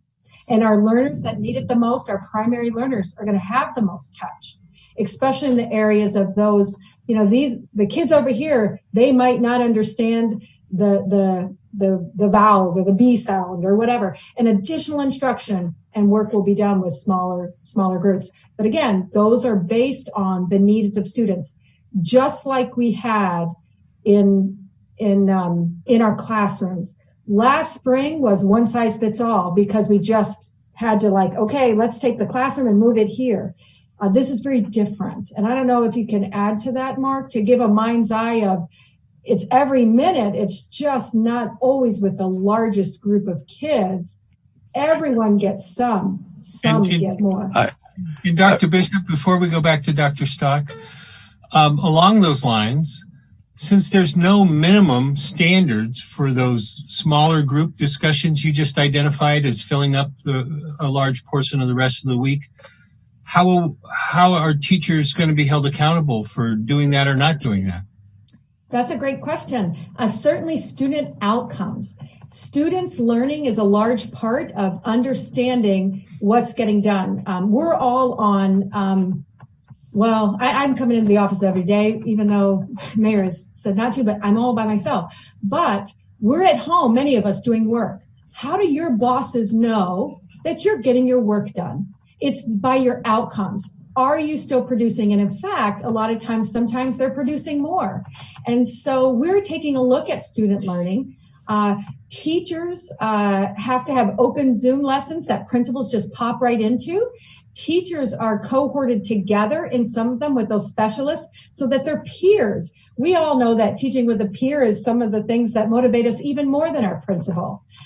The teachers are eager to do their best with kids, and we have systems in place to hold folks accountable. We know when they're online or when they're not, whether it is asynchronous or synchronous. Everything goes through our systems, and that's what Mike Fleckenstein talked about the systems for kids to understand what they're doing. We have a mind's eye into the data pooled and the programs people are in. Our teachers are hired to have kids learn, and we will use those outcomes to guide us, because sometimes a kid, just like those that are even on their way to college with high school, I even have some things with the high school program that they have to be there Some kids told us, just text me. That's what they said this summer. You text me every day, I'll get my work done. I don't have to be face to face. And so we're just trying to learn what we know about what happens. But our job is to deliver the outcomes that you asked. And the program that we have is our best work to get that done now. As Mark said, though, we're going to hit road bumps that we never knew. We're hitting road bumps in the epidemiology of the COVID-19 like we didn't know. But as responsible people and employees of the district, we're here to get the work done, and our supervisors know that they're supervising people to get the work done. But the work is in student learning. That's our payback. That's our goal. So you said you're going to have accountability, but what is the specific criteria? Because you need some sort of objective criteria to be fair to the employees.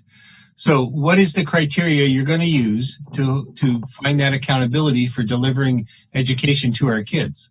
Sure. Well, we have teacher expectations, and we can finalize those. They're in the final agreements. We not only have a telework agreement, but we also have, and they touched on them a little bit, the teacher expectations. So we're having a signed document by every teacher and every administrator who's doing this, that these are the expectations. We're all going in with our eyes wide open.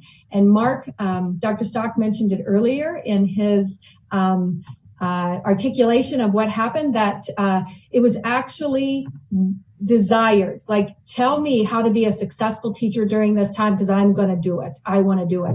It's that we don't always agree on everything, but the core of it is the learning of kids. And so we are holding teachers accountable. And like I said, one of those things is that we have view into all those online classrooms, if you will. And we have view into all those online programs. And then we have view of the feedback from parents. We have view of the courses, of the outcomes, of the grades. And so those are the new tools we're using because we can't just walk down the aisle of a school anymore and pop into classrooms. It has to be done differently. Thank you, Dr. Bishop. And Mr. Donnelly, I'll come back to you, but I do want to give Dr. Stock an opportunity to respond, and then we'll go to Mr. Holloman. Thank you, President Bellamy. Yeah, I would like to give, I guess, what I would call a on-the-ground boots example of this. This is really important, and I think Mr. Donnelly's question is really important to understand this distinction of what is teaching in this environment. What does it mean for a teacher to be teaching? Let me give you an example. So a teacher might assign a diagnostic assessment using our iReady assessment, and that assessment in math and language arts would provide that teacher with a very specific learning level of that student's abilities in math for third grade, say, for example. So with that assessment, that teacher may make contact with that student, and that student will begin to work on a tutorial for the various things that they've missed on that math assessment. The computers, through the iReady assessment, provides that tutorial. The students work through those pieces. They take another assessment. Then they see progress. The student gets excited about the progress, goes to the next activity, the next lesson. They work through some of those. There's a computer adaptive portion that allows that student to continue to grow and make progress. That could all happen without the teacher being present. The teacher's teaching consisted of accurate placement, giving the test, following it online, and following that student. That whole process could have taken hours for the student to work through, could have taken 30 minutes for the teacher to touch base with the student and the family and to evaluate it. All of that was teaching. In the old school days, the teacher would have stood up in front of the classroom, gave a pop quiz, gave the lesson, and then did it all face-to-face and on paper. In this new world that we're in, all of that was a teacher teaching, and very little of it was being up in front as the sage on the stage. So I guess that's an example of what a teacher's day might consist of, and very little of it was actually teaching 30 students in a Zoom session. So that's an example of what new teaching looks like in a blended environment. And so we have insight for accountability into every one of those things that Dr. Bishop just said. The teacher's amount of time in the class, the amount of time in Zoom, the amount of time that teacher spent, and the amount of time the students spent on every lesson, and, as she put it so articulately, the exact student outcome of what the students learned during that session. Teaching isn't teaching if students aren't learning, and our ability to track that learning is actually the most critical part of the student outcome. All right, thank you, Dr. Stock. All right, Member Holloman, you're next. I did just want to touch back with Dr. Stock in relation to staffing. And this is actually an HR question, but you may well be aware of it. Did we have a surprising number of teachers that took a year's leave without pay? Have we seen retirements escalate or teachers leaving, certificated education staff leaving the district in numbers that we aren't accustomed to? I think Mr. Tiefert, if he's on, could answer the details on that. Yes, thank you. Member Holloman, through Vice President Bellamy, we did not see a high number of long-term leaves without pay at the deadline for submission of those. We had 6 AEA members who submitted applications and related them directly to COVID-19 related reasons. There were, in addition to that, a number of other teachers who had already put in for extended leave, about 24. So we're looking at approximately 30 as of the deadline that was July 15th. Subsequent to that date, I've accepted a handful more teacher resignations. Some appeared to relate to COVID concerns. Others were moving out of area and so forth, which is fairly typical for this time of year. Okay. Thank you, Mr. Tiefert. So I have a quick question. Board members, if you have a question, please raise your hand so I can see. So I get this question so often, and I'm not sure if it's for you or Dr. Stock, but are teachers working in their classroom or are they working at home, or does it depend on the level of risk? Or do we know right now? We are currently, do you want to do that, Dr. Bishop, or you want me? Sure. We both can. So the answer is yes and yes. And, That's right. we were having, as of before last Friday's announcement by the mayor, all folks were going to go into school and just get it started, access the internet from their classrooms and engage parents. Even though students were on a high risk, we were going to utilize the classroom resources. That was key actually by our union as well, AEA. They wanted access to their classrooms because a lot of their materials are there. Since the mandate has gone out, you will notice we'll have a telework agreement that addresses that allows for that flexibility. We will have the buildings open. However, at the entry of the buildings, and Mr. Roth, Tom can speak to this, the same kind of health security questionnaires and temperature checks will occur with anyone entering the building. So that's just something that they'll need to know. So yes, we're working from home now because of that. And yes, there are some significantly impacting jobs, if you will, or tasks that need to get done at the beginning of the school year, such as registration. And we do have families that don't know any other way but to just go to the school and then respond. So through registration, we have a skeleton crew at each of our schools to be able to support our families depending on their need. But it is with those safety and security protocols, as well as with, once we see them, we want to make an appointment to make sure that there isn't a large crowd of people. But teachers will have the ability and other staff to work from home after those impacting, I believe it substantially impact the organization. So while K-12 isn't under that mandate per se, if work can be done by home, it is encouraged. And so we're encouraging it, except for those things at the beginning of the school year that are functions that would severely impact the delivery of what we can do. Okay, thank you. I don't see any more hands, so let's, actually I have one more question for Mr. Fleckenstein. How are and I think you told me this before last spring, but how are we fitting, I don't even know the word, but making sure kids can't access bad sites when they on the Chromebooks? Are we putting in like firewalls or whatever? Yeah, so a multi-layered approach to that. And so if they get a Chromebook from us specifically, then we have three ways to limit their access.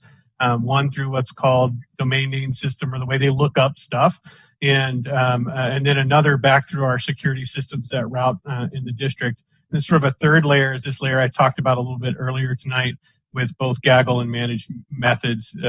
That looks both at the content they're creating as well as malicious software or bad sites that might come up on the machine. Second to that, if we provide connectivity, because we don't know what device a student might be accessing that connectivity with, we have worked out deals with our partners to route that through a filtering system that we have control over back in their ISP center. So for instance, GCI is going to run all of that cable modem connectivity through an instance of a similar security device to what we use that our staff will actually manage, and make sure that they're getting the same kinds of policies on that connectivity that we provide as well.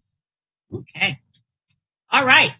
Seeing no more hands in the queue or no hands waving across the screen, let's continue. Dr. Bishop, are you? Mark, if you're complete, we'll go to Tom, Mr. Roth. Okay, so through the president, through the vice president, to the board, thank you for the opportunity to give you a very brief update. So I think board members are familiar with what I've referred to as the prototype school and the prototype classroom in terms of preparation for return of our staff and our students to school.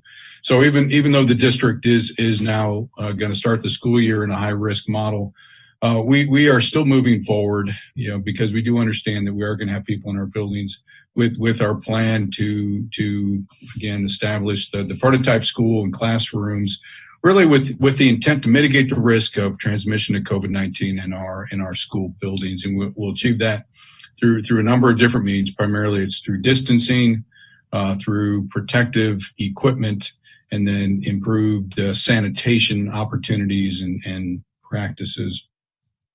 So the update here is that we have begun the delivery and staging process of this protective equipment in our schools. We're breaking it down and providing the materials in the classrooms, and it really is consistent of the personal equipment, masks, gloves, signage in our schools. You may have seen, if you've been in schools, you've seen some signs, just kind of reminders of COVID symptoms, and then some of the expectations for individuals entering our school buildings, markings, and then some of the protective barriers. Again, you may have seen where we have plexiglass barriers in those locations where we're going to have staff interacting with community members. So that's ongoing. Our intent is to have that complete by the 12th of August. Some materials are still on order and en route, but the majority of items are on hand, and those are going into school buildings. So I'll end on that note. And again, like everyone, I'm happy to entertain any questions. Any questions, board members, for Mr. Roth? Okay. Ms. Mitchell. Thank you. I can't get to that hand fast enough. Okay. So to follow up on my question last time about the buildings and whether windows open, after I asked that question, I got quite a few emails from teachers who said, I don't have a window in my room. My window doesn't open. And then I think we also collectively as a board got a couple of emails, and it's so hard because it's kind of counterintuitive, but clearly there's so many more expenses to having the district pivot and run like this, and we can't obviously retrofit every building and their HVAC system. But I know that somebody sent us a study that talked about another organization that wouldn't even allow their buildings to open unless they had put in the air filtration systems. So I'm just wondering if we, and apparently one of our buildings, it was designed as a LEED, really highly efficient building, and the windows don't open, and at West there are windows that don't open. Is there any way to get a sense for will teachers, how is there any way to address some of that? So through the president to Member Mitchell, yes, and the way that we are doing that really is through the increased movement of air in our buildings, in our classrooms. And I'm the first to admit it's not going to be the same across all our school buildings because they're different. Opening doors, we have turned on our ventilation systems to move air in our schools, to try to create the circulation that replaces the air in a respective school building over a period of time. Do most of our buildings have some kind of filtration system? I'm sorry? Do most of our buildings have some kind of filtration system, or does it just depend on the type of heating that we have? Well, all the furnaces will have filters. Similar to your heating units in your homes, those get replaced. Well, except if I have hot water heat, I don't, right? But all of our buildings are forced air for the HVAC systems. Okay, that is filtered air.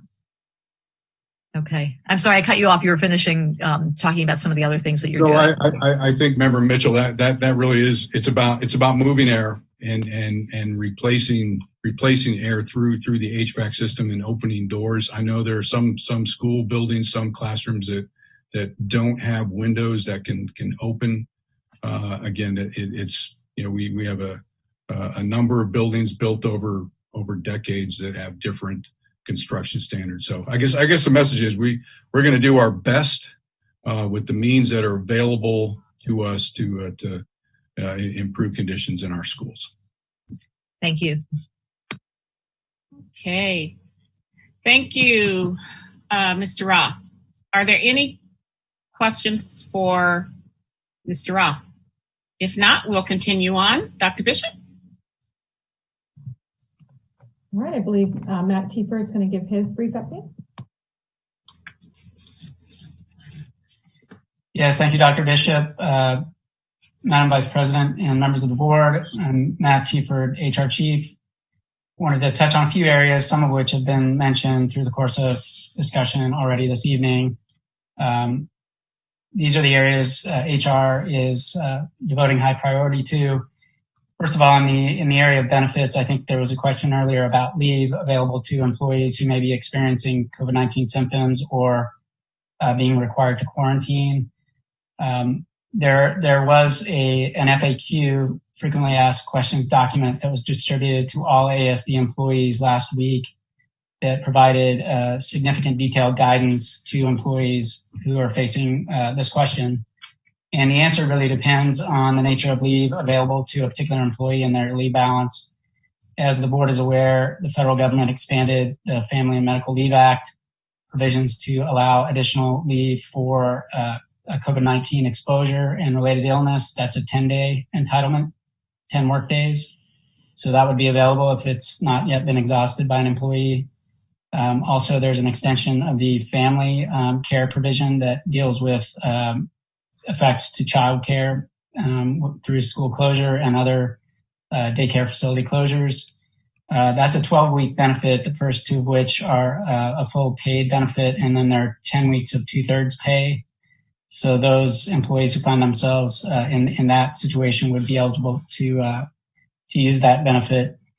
And then, of course, there are the regular leave provisions available through district practice and through the negotiated agreements with each bargaining unit. Most of that leave is paid leave. If an employee exhausts all that leave, there would also be the opportunity then for leave without pay under certain circumstances. So there are a number of leave options. Those, again, are covered in the frequently asked question response about that. Also covered in that document are some of the labor areas that we're currently dealing with. One of the hot topics, as you've heard several times tonight, is questions from employees about where they would be working. And as Dr. Bishop has referenced twice now with the Mayor's Emergency Order 15 last week with a strong preference to telework, we have been working feverishly to develop and finalize with various associations a telework agreement that would allow anyone whose job duties would allow those to be performed remotely would be able to do so under these agreements that are being finalized with an end date for finalization later this week. In alignment with that, there are also efforts underway and will be ongoing as we ramp up to school start with the associations on letters of agreement to address specific contract provisions in each of the bargaining unit agreements, much as was the effort last spring to undertake those same efforts. So Andrew Sunboom, my colleague in labor relations, is working with the classified units on those agreements, and I'm working with the Teachers Association, and we'll be working with the Principals Association as well. Other areas, of course, we have bargaining, continuing with two of our bargaining units, maintenance and warehouse. We're at a tentative agreement on that and are awaiting that bargaining unit's vote for approval. The hope is we'll be bringing that to the board at its next meeting for consideration. Also continuing negotiations with the Principals Association as well, and those efforts will continue next week. And then shifting finally to talent management, our staffing and operations area. A couple of things of note, as was referenced, a hiring review process, not a freeze, but a review process that provides an additional layer of scrutiny for new hires, understanding that we have different operational needs going into this school year. And so Dr. Stock and his team will be undertaking a review after a hire recommendation comes forward from a principal and other supervisor to determine the need to fill that particular position. And then finally, some work we're proud of and we think is quite timely given the current conditions, also in talent. We have a program called Mentor Click, which is an extension of our mentorship program in conjunction with collaborative efforts with our Teachers Association. That program allows for mentor matching electronically, which will be, of course, very critical given that many teachers won't be coming into the buildings, and if so, to be infrequently. So that's an asset in that effort. And similarly, the building induction liaison program, also dealing with teachers who are new to buildings or new hires, and essentially a building level liaison to work with that new hire or new to building employee to ensure that their transition into that facility is seamless. So those are the hot topics for HR, and I'm happy to answer any questions about any of those areas. All right. Thank you, Mr. Tiford. Are there any questions from board members? I don't see any hands. All right, let's move on. Good evening. This is Jim Anderson. I'm the CFO. In a couple weeks, I'll have the complete attention for a whole hour to talk finance, budget, payroll, and an in-depth analysis of all things related to expenses that have increased, expenses where we have cost avoidance, and potential revenue scenarios to provide a pretty good picture, the best that we can tell, as to where we'll stand at the start of school, and depending on the scenario, potentially where we'll stand later on in the year. I think everyone realizes it's quite difficult to predict what will happen with COVID in the next 2 weeks, much less 6 months. So we'll have to do it by multiple scenarios. But procurement, finance, budget, and payroll are clearly focused on one thing and one thing only, and that is to set systems in place to support all of those myriad of teams working for Dr. Bishop and Dr. Stock that are developing our plans for Smart Start. That's our main mission right now. We are doing revenue and expense projections for multiple scenarios in order to find those funding streams to support these continued efforts. But I think right now there's one district focus, and certainly procurement. Dave Whiting and his crew have now built a very large volume of potential sources for everything from PPE through disinfectant and everything else. And quite honestly, we're opening up contracts, and once we find out they can't meet delivery dates, canceling those contracts as we found another vendor who can get it here on time. And I think you're going to see that all of the stuff Tom has briefed in multiple slides, by and large, it's been an enormous effort with, I don't know, dozens of people, and those supplies are now headed to schools. Andy and I will provide a very complete, as much as we can in a couple weeks, with some caveats, and hopefully the board understands some limitation on predicting the future. But if you have any questions, I'm certainly more than happy to answer them at this time. Andy, you haven't dusted off the crystal ball, or Jim? We have about a dozen of them right now. Yeah. Sorry, I had to just joke a little bit. Well, I think you're going to see that a lot of the cost avoidance that we saw last spring, we're not renting buses, there's a lot of things we're not doing. So you do have some cost avoidance. So, quite honestly, now's not the time for people to breathe in paper bags too much about money, as we're focused on figuring out what is the state even going to do for revenue. Everyone knows the complete opposite end of the spectrum between the House and Senate bill at the national level. That still has to come to some middle ground. So hopefully in 2 weeks, we'll have a little clarity in that as well. Okay. Thank you, Jim. Yes, ma'am. Any questions? Dr. Bishop, do we have more? Thank you. We just, I wanted to close with a visual of the Smart Start template that the state provides. The information was taken from our working groups, which is also published online when it's publishable, and it was cut and pasted to answer some of the questions that the state had requested. Katie is going to call it up now, but we have a link to it that we sent you in an email. We'll put the link on this agenda. We also want the public to know that this is on the state site as well as a link from our site. It is being reviewed by the medical experts now. The instructional folks did it already. And once we get it up, you'll see that there's a link to the framework to understand what the state is asking, and then a link to ASD. And if we went in there, the bottom of it, you can click on, it's a spreadsheet technically, and you can go into different categories of the, if you see down there where it says district information, Smart Start overview, conditions for learning, continuity, capacity, those are all the information that you can find in a condensed area in those, the preparation that we needed to do that the state was asking us for. Of course, our website has that and more.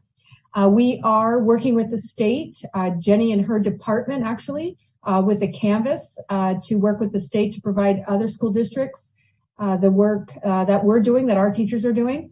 And it'll have a benefit for ASD as well, that those are in negotiations. But the work that ASD teachers are doing is being noticed and actually utilized around the state. Our Smart Start plan, our decision-making matrix are being really utilized, if you will, by other districts around the state. So the teams that did a nice job. But I wanted you to know, and anyone to go, that you can go into these things, and these are the documents that are, again, presented to DEED and reviewed by Dr. Zinks, the Department of Health and Social Services, as well as the state epidemiologist and Dr. Zink. They have put a team of 9 together to review these for each district in regard to the health and safety. So DEED and DHSS are taking a look at them and giving us feedback. We did receive feedback on the instructional side, and they loved it. They thought it was sound, and loving it that it met all their requirements. They didn't have to give us any feedback. Certainly, they will continue to change because we'll get started and we're going to find something next week that we didn't know this week that we didn't consider. So then we'll add that in and continue to update. And so the idea that these plans are dynamic just comes along with it. I think during this time, we want to find structure and routine, but knowing that we have to be nimble. With that, that concludes just the discussion part, and those of us at this meeting, as well as Sonia Hunt, our Senior Director of Equity and Compliance is here. Our Senior Director for Indian Ed and Migrant Ed is here to answer questions, as well as Director Bellamy as well, and Director Garby for the overall curriculum instruction, as well as with ELL. So the teams that really were instrumental in creating these plans are ready and waiting if you needed to drill down to the detail, because I think even some of our team leads don't know the detail of everything because it's been such collaborative work. Thank you. Thank you. So we have, before I see one hand, before I call on that hand, President Michaelis, did you have comments at this time or questions? I did. Okay. Thank you. Thank you so much. I don't have any questions right now at this point, but just wanted to share with the board and the public that the link that was sent out to the plan that was publicized on the state website that Dr. Bishop was just referencing. We want to do a board approval, a resolution in support of that plan. So board members need to go out and take a look at it, ask questions if they have it, and we'd like to put this resolution out there for our board meeting in 2 weeks on the 18th. And so I just wanted to make sure that we, say that out loud so that, being transparent, and we want the public to hear that as well, that in 2 weeks, we'll have this resolution out there to support this plan. And just the reminder that this plan doesn't dig into some of the details that we've been digging into in terms of the curriculum, the instruction, the, different levels like that. It's, more the safety components and, stuff like that. So just wanted to put that comment out there on the record for everybody so that we're all looking forward to it in 2 weeks. And just thank you to the administration for all the hard work that they've been doing and putting in. Okay. Thank you, President Michaelis. So members of the board, you've heard a lot of information, and this is your opportunity to ask questions. I see one hand, Member Donnelly. Thank you, Madam President. Dr. Bishop, I wanted to understand more about how the risk assessment categories were established. in my reading of the plan as it appears now, the low, medium, and high risk categories are determined by the case diagnosis counts.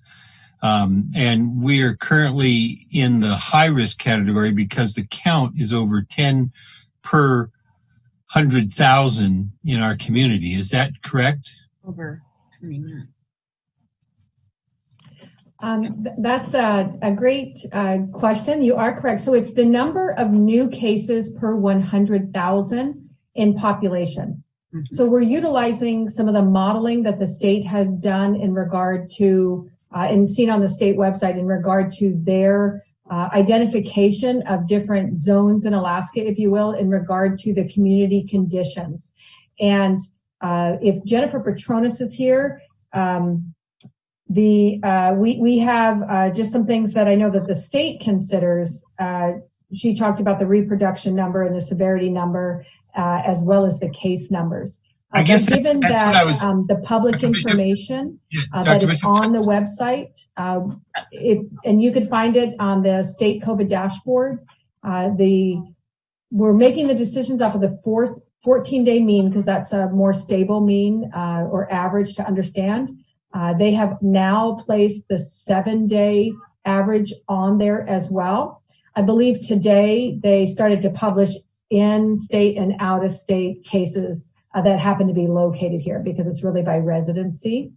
And the 7-day will change quicker because it's a shorter period of time, but it gives us the direction for which ASD is headed.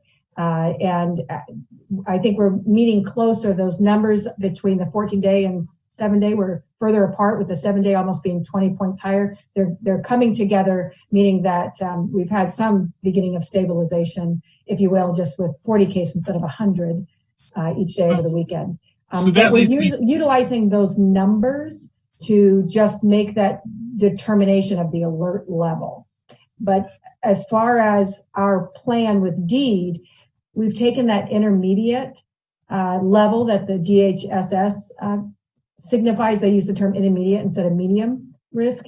And then we've divided that into two sections, a low medium risk and a high medium risk, because the case numbers are pretty great in that area. Does that answer it? And I could have, I don't know if Jennifer Petronis is on there. She works with the city in understanding the alert level in our city as well.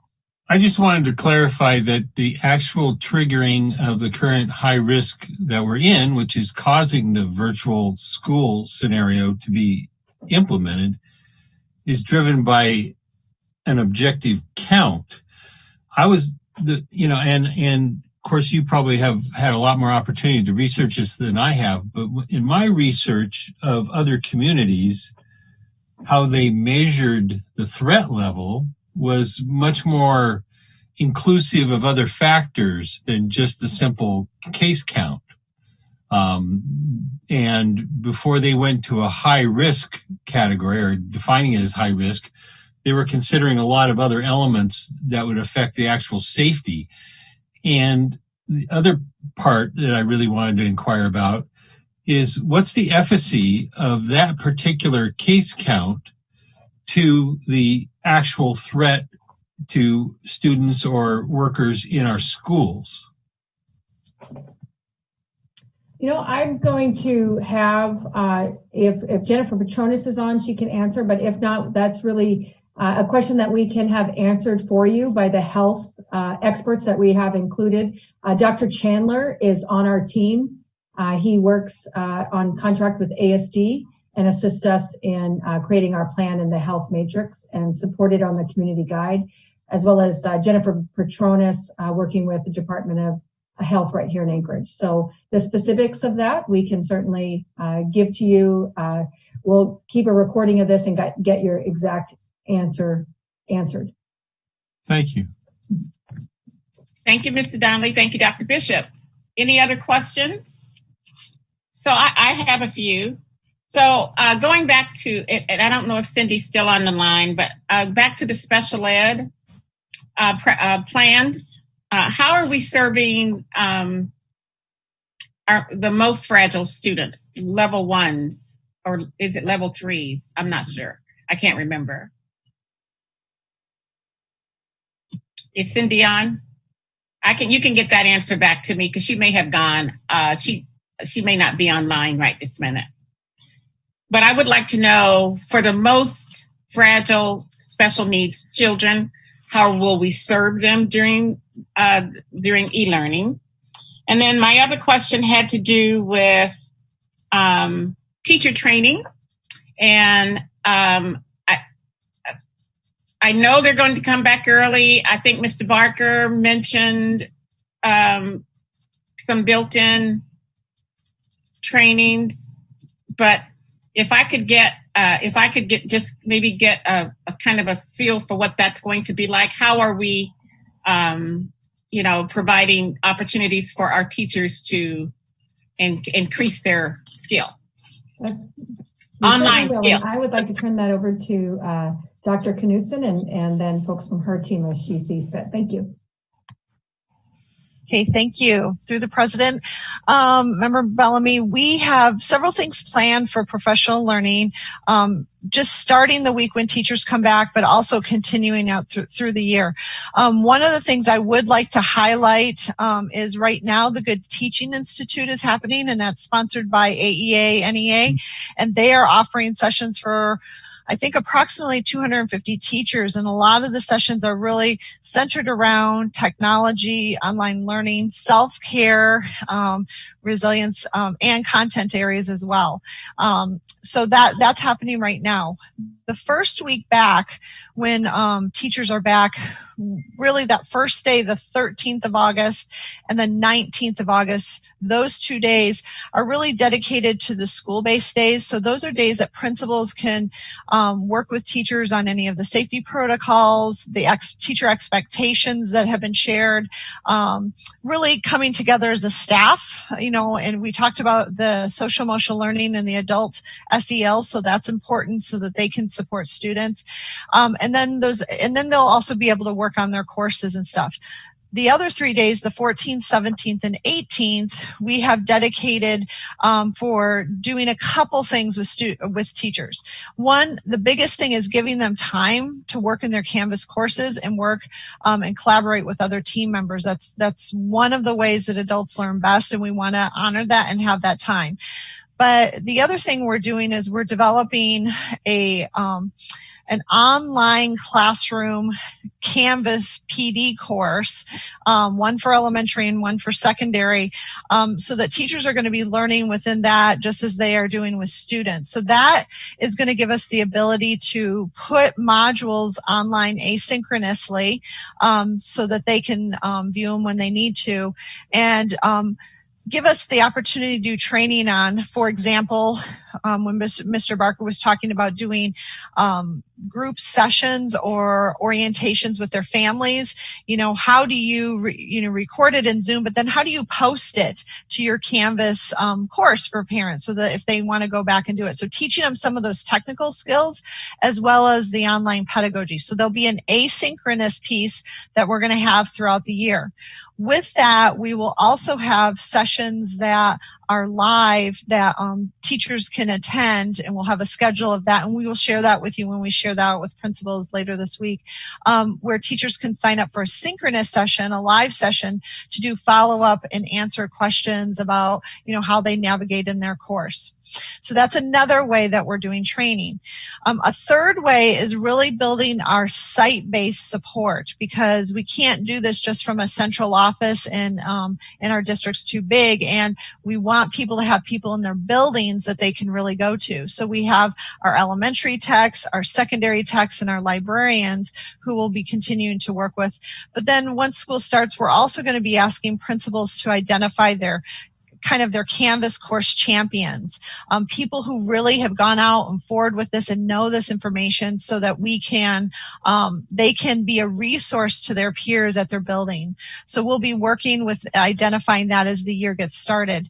And then fourthly, the final thing that we're going to be doing is working with ECHO and potentially doing sessions that we could also do for the whole state to help support teachers, because what we know, we've actually talked to our counterparts in Keenan Kenai and some other folks that are using Canvas, and they're wanting to expand the PD we offer to everyone. So how can we maximize folks who are doing that around the state really well around problems of practice, so that when we do an echo session, there might be a really good way you can use Canvas Studio, which is a video service in Canvas, to do assessment with students in a really innovative way. And we might have a teacher from the Kenai or ASD or somewhere else be able to get on and model that, and then they can have a dialogue with people not only in ASD but across the state.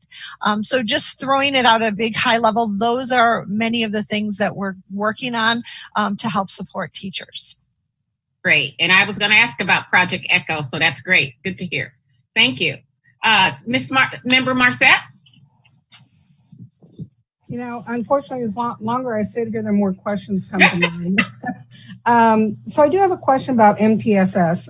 I think I said the right initials. Yeah. How are we identifying and how are we addressing those 3 tiers?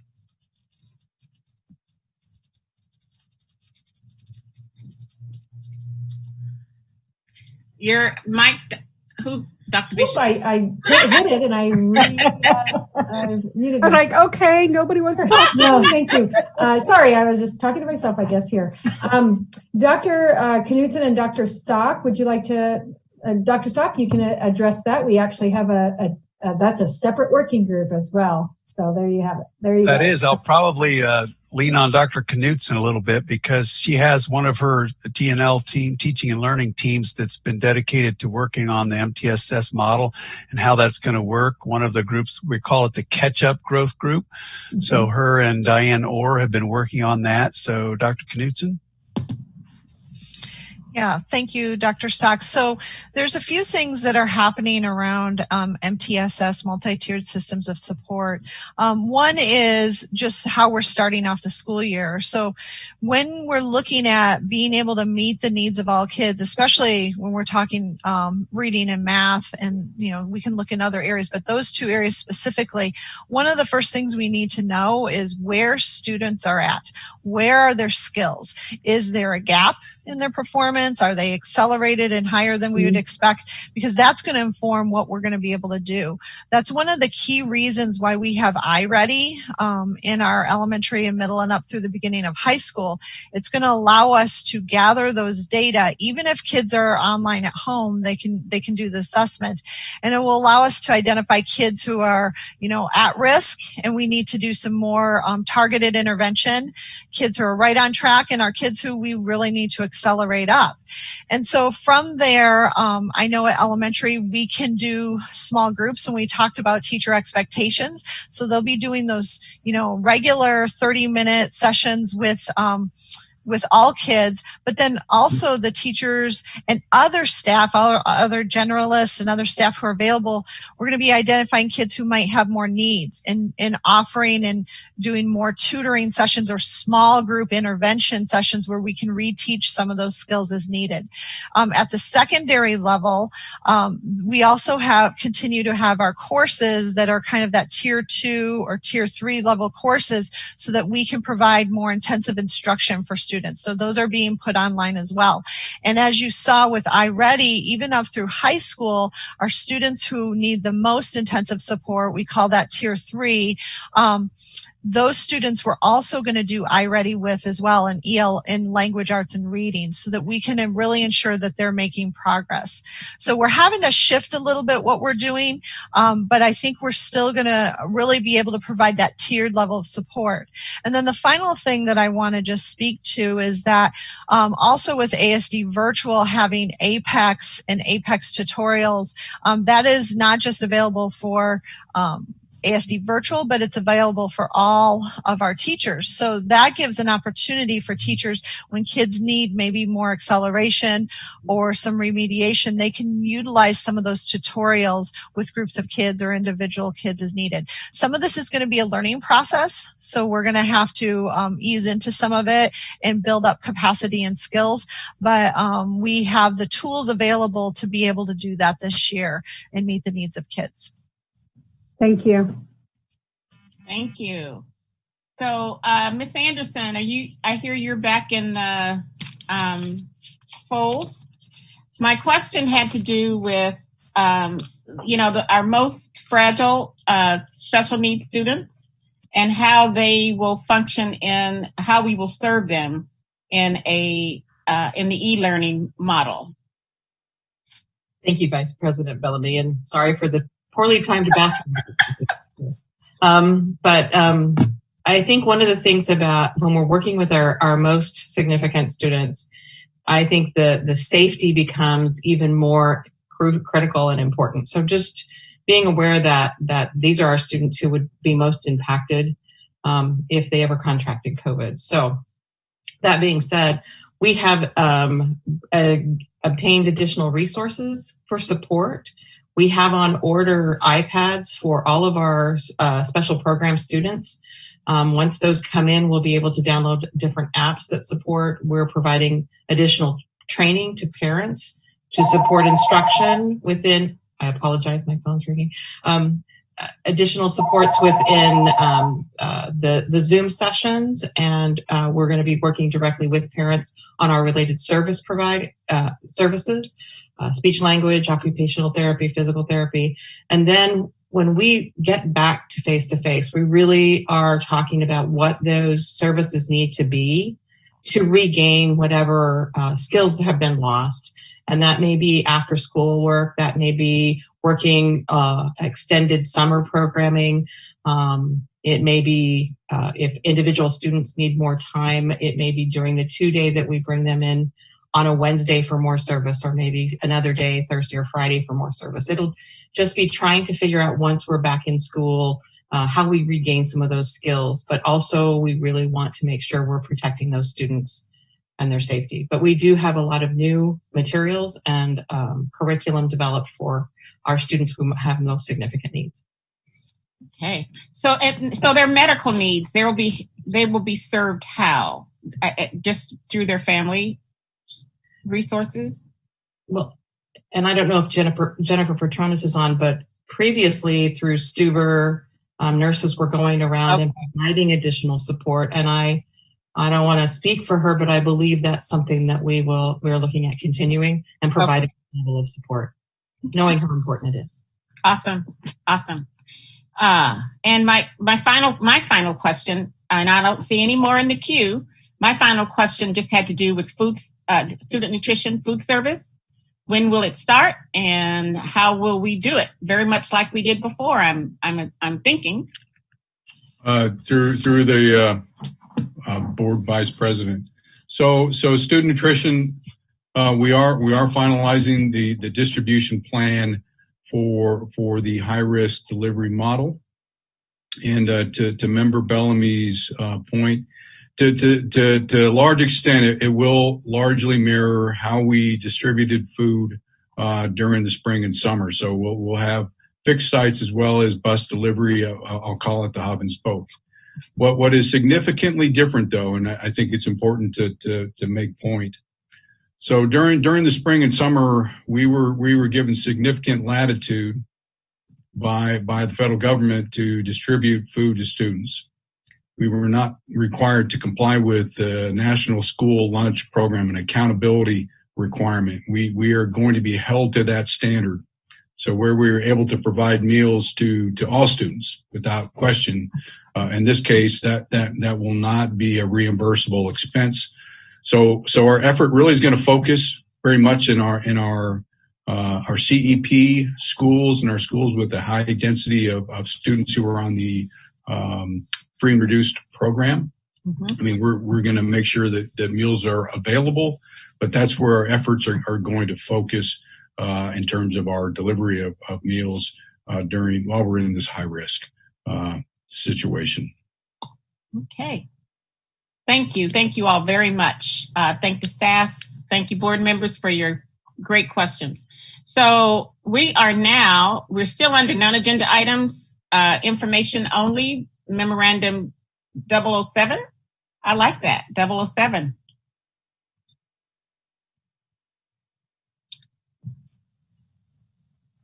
Madam President, if this isn't pulled, or Madam Vice President, if this isn't pulled, we're able to discuss it, but if it wasn't pulled, we're okay.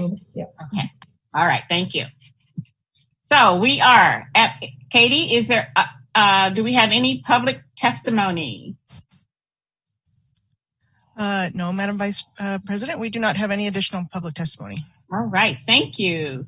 So now we're at comments. Are there any? Let's start with the administration. Any comments from the administration? Not that you haven't commented all night. Exactly. Thank you for the opportunity to do so. And if anyone from the team, please, you can speak up, but we just appreciate the time and the patience. There was quite a bit, and thank you for sticking with us. Absolutely. All right. So board members. Now I don't see any hand. Were there anybody else? Was it anybody else from staff that wanted to say anything? All right, let's go on to board members. All right, Star. I see Star. I see Dina. You go, Star. I think Dina was first. She was raising her hand like that. Oh, she was trying to do it? Okay. Yeah. That's okay. Member Can you hear me okay? Yes. I took the headphones off. I just wanted to say that it's not the way we wanted to start the school year. And I very much appreciated Dr. Stock saying that it really is a community effort, and hopefully our community will come together, because nobody wants to start the school year remotely. And, as people start to do more to rein the virus in, hopefully we'll be able to get back to more business as usual. But I am feeling very optimistic that there's been a lot of work done on this, and, the enthusiasm that I heard this evening. And it's scary. It's scary to start a school year this way, but I really have such faith in our teachers and principals and all the work that's been done essentially in the administrative area. I think we're going to make the best out of this, and hopefully very, very soon we'll be able to get our kiddos back in school where they belong. So thank you all for all the hard work, and hopefully, it's showtime soon, and hopefully it will go very well. I think it will. Thank you, Member Mitchell. Member Marcette? So I think I kind of went off and made my comment in the middle of the board meeting, but still feel very strongly about that. But I too want to say that tonight has really, the presentation, what you guys have given us, your hard work, I think has instilled in us a sense of, what I want to say, I want to say peace almost, but that, things aren't going to be perfect, but by gosh, you guys have really worked hard to make them as perfect as we can make them in these circumstances. And I know that all of you have worked very hard, long hours, and thank you does not go far enough. And so after all of this, just like our earthquake so many years ago, I don't even remember it anymore. We'll have to have a big celebration, and just when we can hug each other and pat each other on the back and rejoice. Thank you. Okay. Thank you, Member Marcette. Are there any other comments from board members? Seeing none, we are at our point. I need a motion to adjourn. I'll move to adjourn. Is there a second? Second. Thank you. Are there any objections? Seeing none, we are adjourned. Thank you, guys.